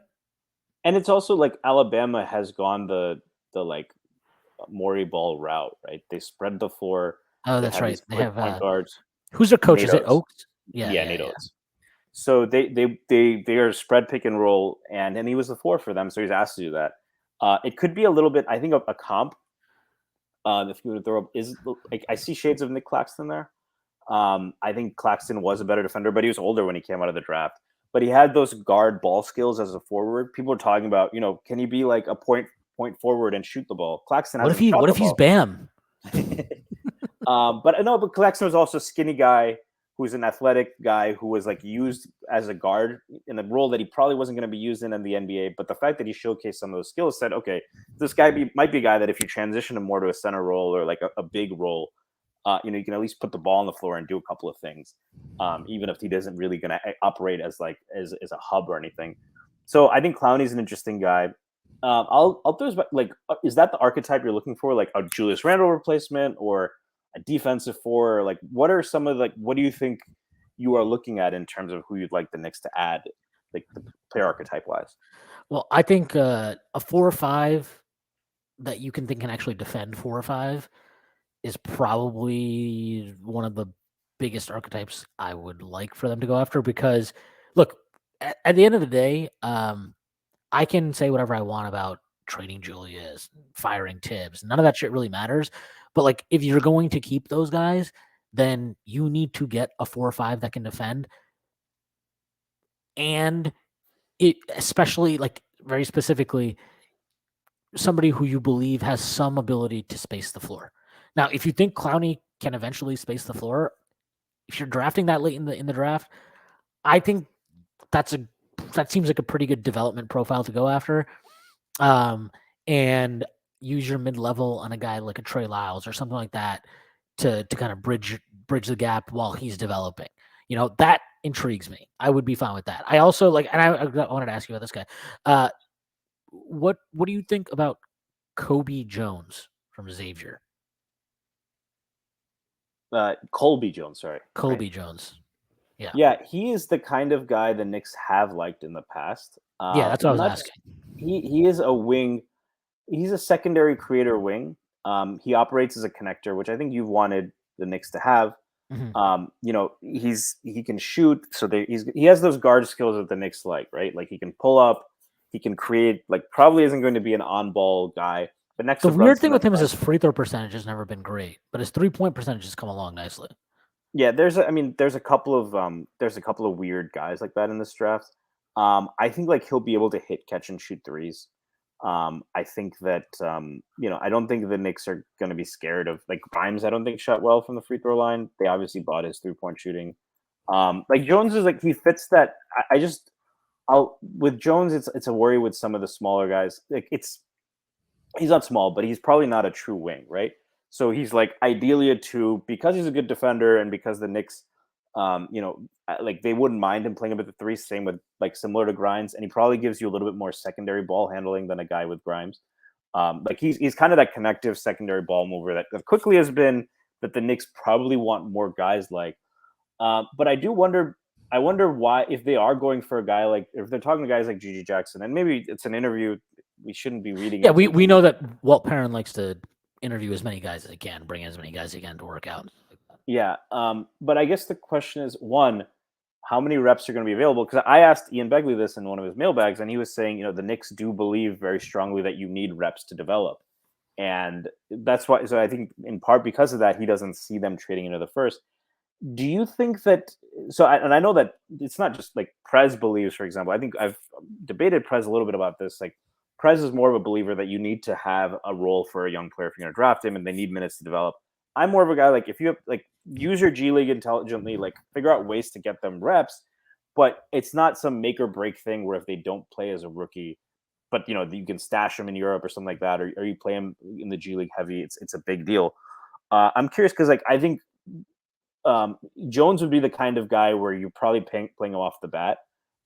He's got that kind of mature game, but there probably aren't minutes in the backcourt right now unless they do trade a guy like quickly. I'm curious your thoughts, kind of on like the whole how important reps are for development perspective, and if how much you think that might affect their thinking. I mean, drafted Grimes didn't look like he had a role initially. Um, they drafted Deuce. Didn't look like he had a role initially. Didn't look like he had a role last year. His role just they actually made a move to eliminate his role in a lot of ways. Right? Josh Hart trade effectively got Deuce nailed to the bench. Um, I don't. I think you do need to play to develop, and I think teams need to create pathways into the team. It doesn't need to happen immediately, but it does need to happen over 1, 2, 3 years. Um, I don't know how true that is that the Knicks. Like, I'm sure that might be a core tenet of their belief in how to develop young talent. I don't know that they apply that universally, and they shouldn't. Like, that can be something that your development staff and your scouting staff believe strongly.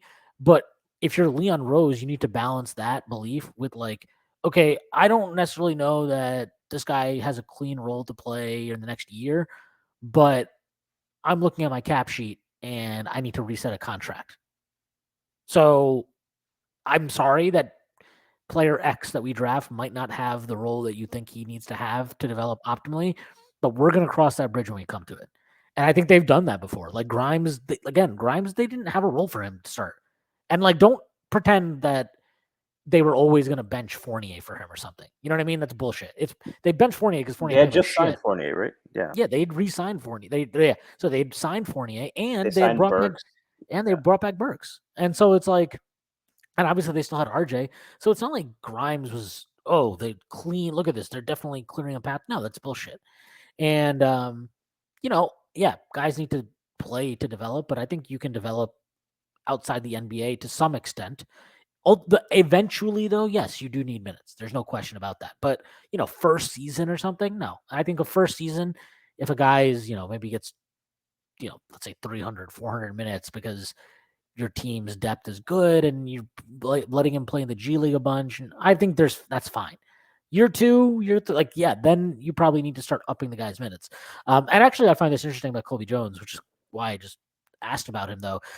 He measured 6'4.5" without shoes at the combine, but he had a 6'8" wingspan, which I think is basically what Grimes measured in at. So yeah, I mean, he's an interesting player, I think. Yeah, I mean, there's like the defense reminds me a lot of Grimes in terms of not the most toolsy guy, but very, very Grimes better athlete, but definitely like doesn't take plays off. He is like of that Xavier school, or like kind of a lot of these Big East teams in the past, right? Like very, very tough on ball defender. Really, he's a smart player, and he can shoot, and so that's the kind of player the Knicks have drafted. The question is, how many of these guards are you going to stack up, right? For example, I think he's probably going to go much before the Knicks, but if they did not, like, there is a guy who is a lot like what Quickly has given the Knicks, right? And his name's Cason Wallace. He can shoot, terrific off the ball, terrific on ball, smart. He ran point guard. Again, with a lot of these Kentucky guys, they don't get to show off as much as they would like because of how much talent there are on the team. Not a great pull up guy yet, but he's a freshman. Those like there's guys like that. So who is this guy? Cason Wallace from Kentucky. Cason Wallace, yeah. So he's probably, and those are the kinds of guards who have fallen to the back of the first round. But to your point, maybe this is the year where some wings fall, right?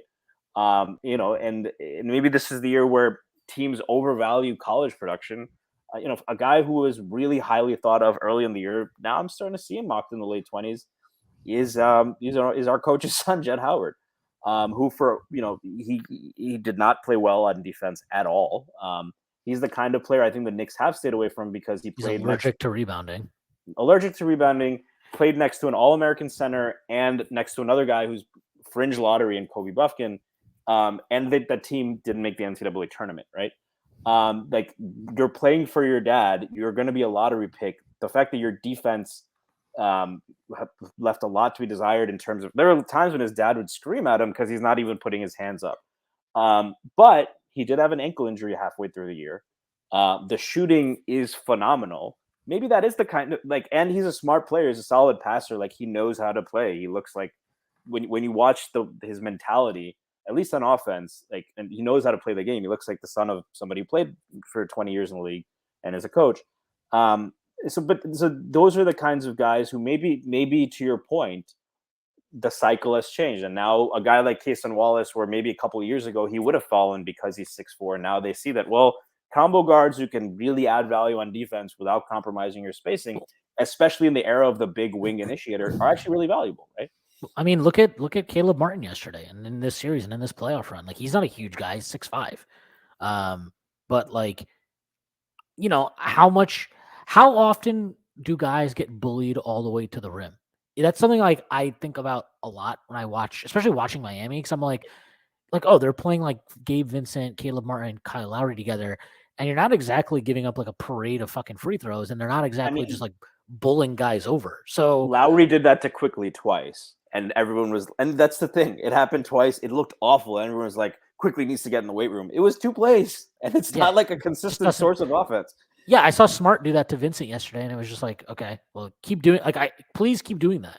Yeah. I want you to beat us with Marcus Smart, like 5-foot floaters that he has to work 10 seconds on the shot clock to get. Like, yeah, I'm with you there. This is a guy I'm pretty interested in him. His profile is all over the place, but like, just from what I've seen, seems intriguing. I think the catch and shoot numbers for him are really good. Uh, Darek Whitehead.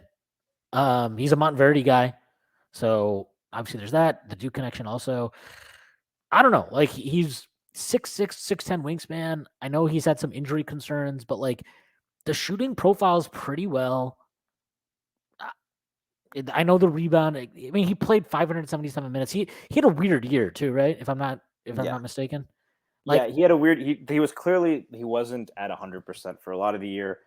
He's another guy. So, do you remember AJ Griffin from last year, right? Where AJ Griffin was a went to Duke, highly regarded recruit, and was an elite catch and shoot guy on a higher level than Whitehead. But in high school, he was much more of an on ball creator. He's an above the rim athlete, and he was clear that his knee injuries had sapped some of that. But because he's a smart player, then Whitehead's kind of the same thing, where he was a really highly regarded recruit. But the creation and all of that wasn't exactly where you'd like it. But you could see that he can really shoot. The athleticism wasn't exactly what it was in high school, but he had all of those things. But he wasn't able to. How much does the injury account for all of that? We don't know. What we do know is this: he's got pretty ideal measurables for a wing, right? Like basically the same size as RJ Barrett, pretty strong guy. He's a really good shooter. He can pull up. His problem is like the dribbling and the creation didn't pop. Again, how much of that is his injury? How much of that is his is probably needing to polish his game? I don't know, but I think that is the kind of play, especially when you saw what the Knicks did with Trevor Keels last year.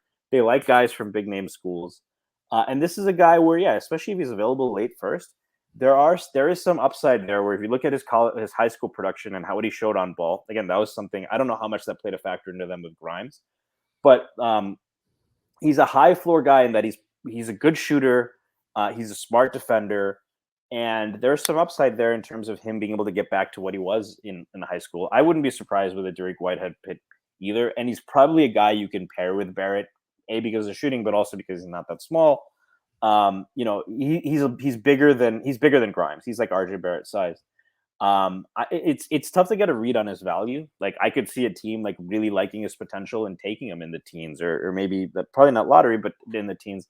I could also yeah, see him he could he falling could he because of could the go in that same like AJ Griffin junior range that happened last year, because I mean that was injury concerns too. But like guys like that are highly touted recruits struggle, but like but have have an NBA risen. skill. Like he shot Right. 42% from three. Like he looks like an NBA player. It's just the creation and all that wasn't at the level that you would have expected. It's not like a guy like Brandon Boston. That was where you really didn't see the production at all, and he kind of just went on speculation. Whereas like Whitehead at the very least looks like he's going to be able to shoot and like hold up on defense, right? So, and yeah, there is upside. Okay. What about Julian Strother? Yeah, Strother is another guy with some of the traits the Knicks like. This guy seems like Nick, Like who? like just like he's a Nick. Like the numbers are just like very. like his 3-point percentage goes from 32.1 to 36.5 to 40.8. He starts, handling the ball more, looks like anyway. The usage goes up 20.6, 18.7, 22.2. The Has assist rate, floater, which is yeah, something the Knicks have. yeah, the assist rate isn't great. Again, I haven't watched him play. Is he somebody that stops the ball a lot, or is he just not a passer? No, I mean, they ran most of their offense through Drew Timmy, and Oh, they. I yes. mean, Great stash. he is. I mean, it's a stacked team. You always have to remember when you like. We talk about this with Duke. We talk about this with Kentucky. Gonzaga is on that level at this point, right? Always a lot of high rated prospects. Schroeder's a guy. So the things that the Knicks are gonna like. One, I did. This is why I kind of mentioned this with Jet. The Knicks usually typically like guys who win in college. They have, if you look at everyone they've drafted, Dayton. It was a pandemic, but Dayton was a 1 seed. They probably would have been in many teams' brackets. Here's a question. I don't even know if you can answer this or not. I don't think there's on off or any of that stuff that available for college, at least publicly. Are we sure that it's about winning programs in college, or do we think they look at guys that impact? Like, I'm sure they have access to numbers like that. Yeah, Do I we mean think it's yeah? BPM is probably the best kind of proxy for that. It's tough. It's a good question because it's tough to tell those two apart. Right. The guys like McBride was an advanced stats monster, in college. But I think both have been true. Dayton was a Mhm. really good team, and OB's BPM was double digits. Obi was like a god in college. Yeah, quickly was one SEC Player of the Year. Advanced stats probably were higher on him than like just scouting evals. Um, Jericho Sims didn't play for a great winning team. He did have a high BPM. So to your point, maybe it is more of the raw and off. Houston was an elite team with Quentin Grimes there. West Virginia wasn't quite as good as Houston, but I think they were like a 3 seed, and like it's and then McBride popped. So it's probably a Plus, I little bit mean, of you both. got to factor in that like Bob Huggins is probably just saying like racist shit during practice. Yeah. But I think they were a 3 seed or 2 seed. McBride outplayed or not. He had a couple of really good performances against Cade Cunningham. So I do think, let's put it this: you have to impact winning at the college level, and if you're really good enough for the NBA and you impact winning, it usually means your team is really good. Um, so I think that's a point in Strother's favor. He can. That's another guy you don't have to teach how to shoot. He's going to come in as Yeah, a catch and shoot guy. I don't know if there's like he's going to be a great movement or pull up he, guy. he has good size too. Yeah, he's Six so seven. I don't know. 6'7", 6'9" wingspan. He's not his like they haven't been. I don't think the Knicks are huge stocks people. Like I think they probably had a much higher rating on Quickly's. The only question in Quickly's defensive profile, for example, was he didn't generate a lot of steals for a guy who was really good point of attack. Uh, but I don't think that matters as much. I do question a little bit the foot speed for Strother. I think that's a guy who's going to have to rely on his technique getting even better because he's not super laterally quick. But like he's just a plug and play guy who Oh, like no wonder Prez loves this guy. Puerto Rican American college basketball player for the Gonzaga Bulldogs. Of course, Prez likes him.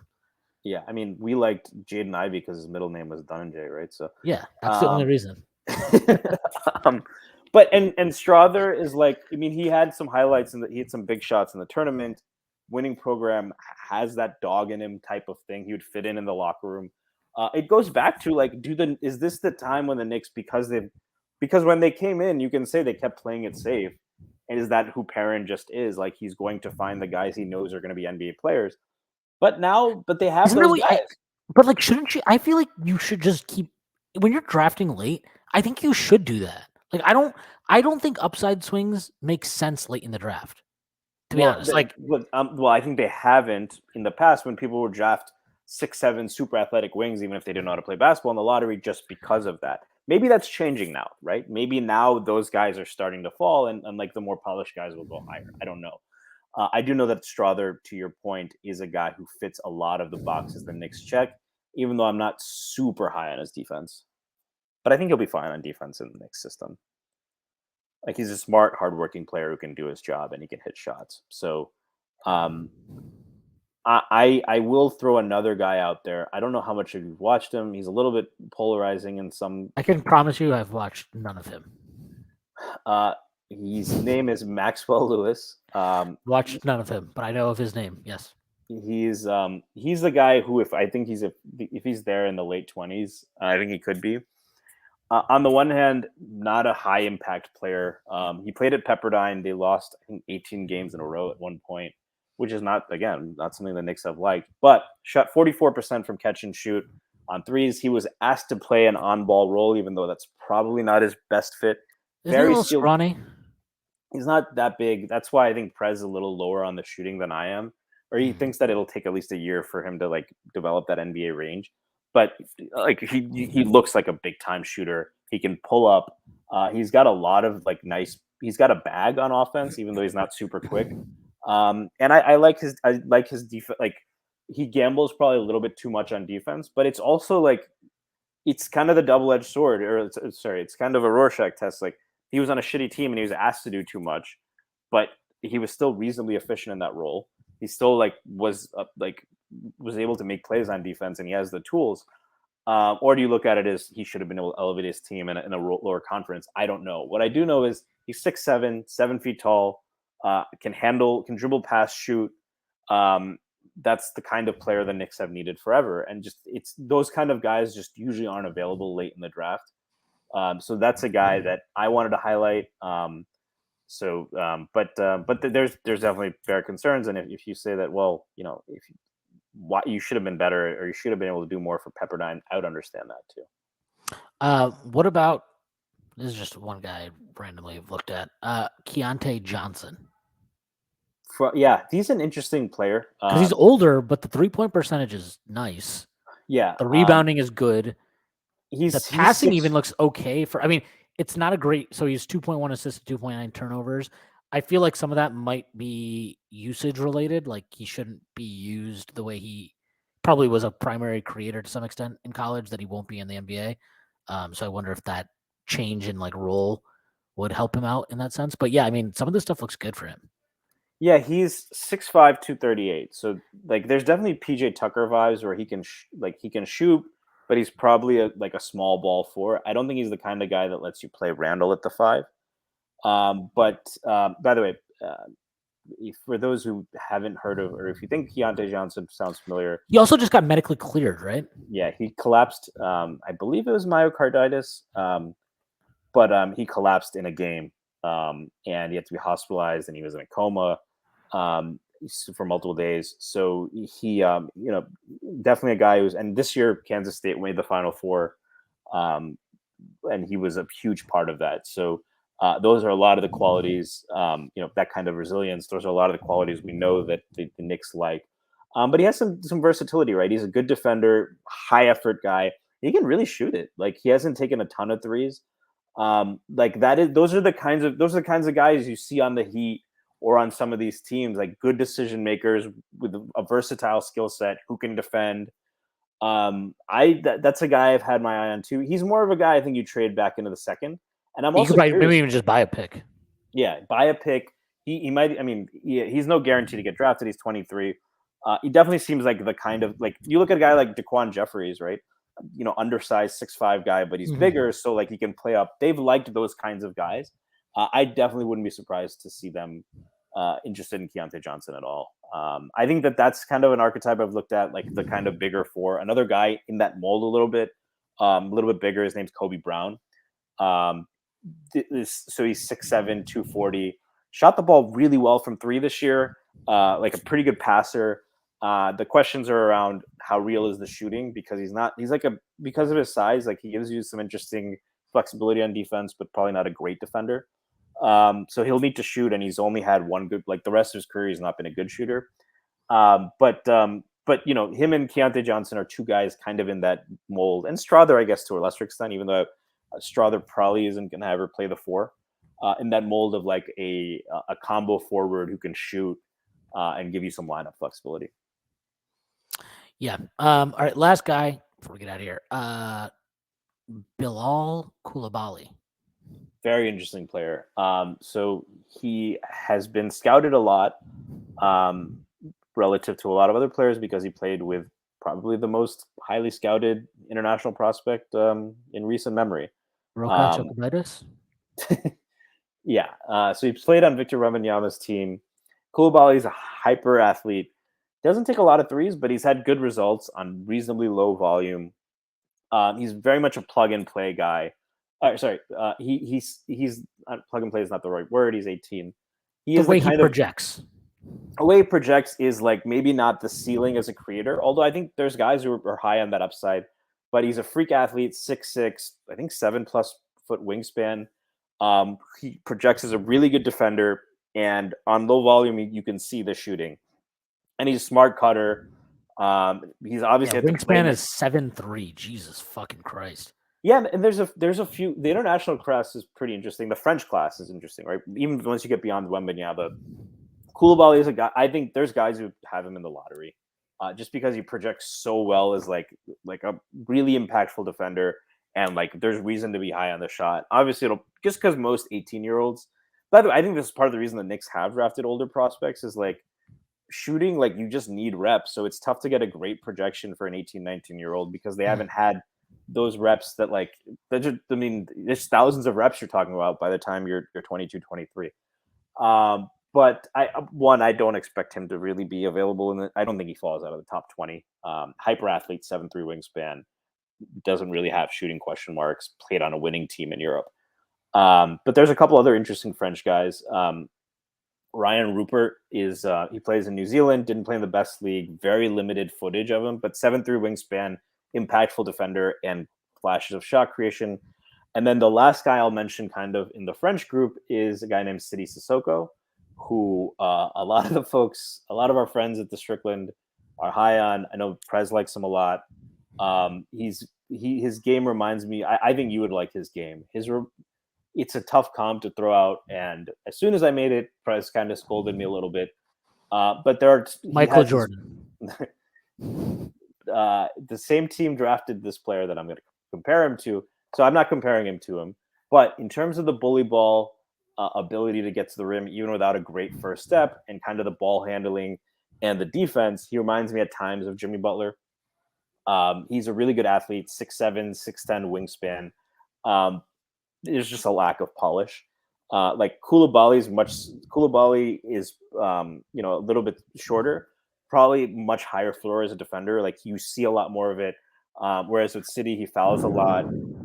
He still needs to work on his technique, but he made a big defensive improvement last year. Like the ceiling is sky high.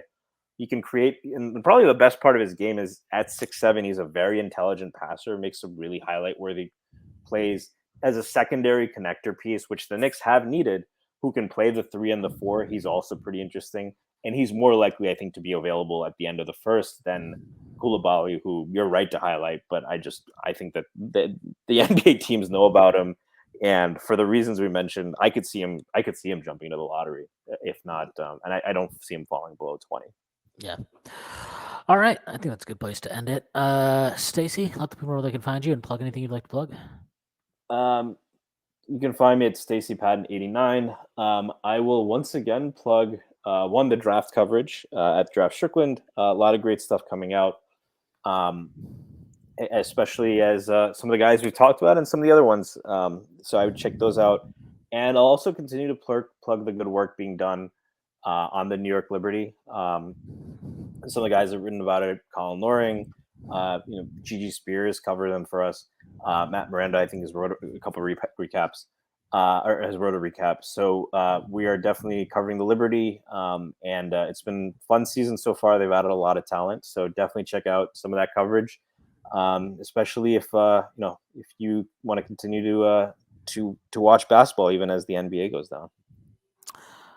Yeah, we have all that coverage, so definitely check that out. Gigi, Matt, and I think Colin, right? Yes, they all been covering stuff. So definitely give that a follow. And I'm going to plug, so I'm just going to plug all the wonderful work at the Strickland, the WNBA stuff that we just highlighted, and obviously the draft coverage that is forthcoming from Prez, Stacy, and the rest of the crew. Other than Tyrese, don't read anything he writes.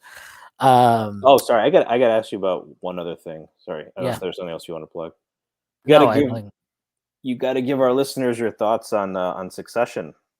I thought the end was very good. I don't want to create any spoilers. I was satisfied with the ending, satisfied with the overall arc of the show, and I think they ended it at the perfect time because I feel like sometimes shows go 1 or 2 years too long, and I think they pulled the plug right at the right time, right before it would have started feeling like, okay, so what's gonna happen here? What's gonna happen? So yeah, I liked the ending. I liked that it wasn't clean closure for every character. I'm not of the opinion that it is like one of the three best or four best shows necessarily ever. I enjoyed it a lot, but I don't think it's in that class. But it is a fucking awesome show, and everybody should give it a watch if they have not watched it yet. So yeah, those are my thoughts. All right, that is our show for today, which is brought to you by betonline.ag. So thank you again for listening, and I will see you on Friday.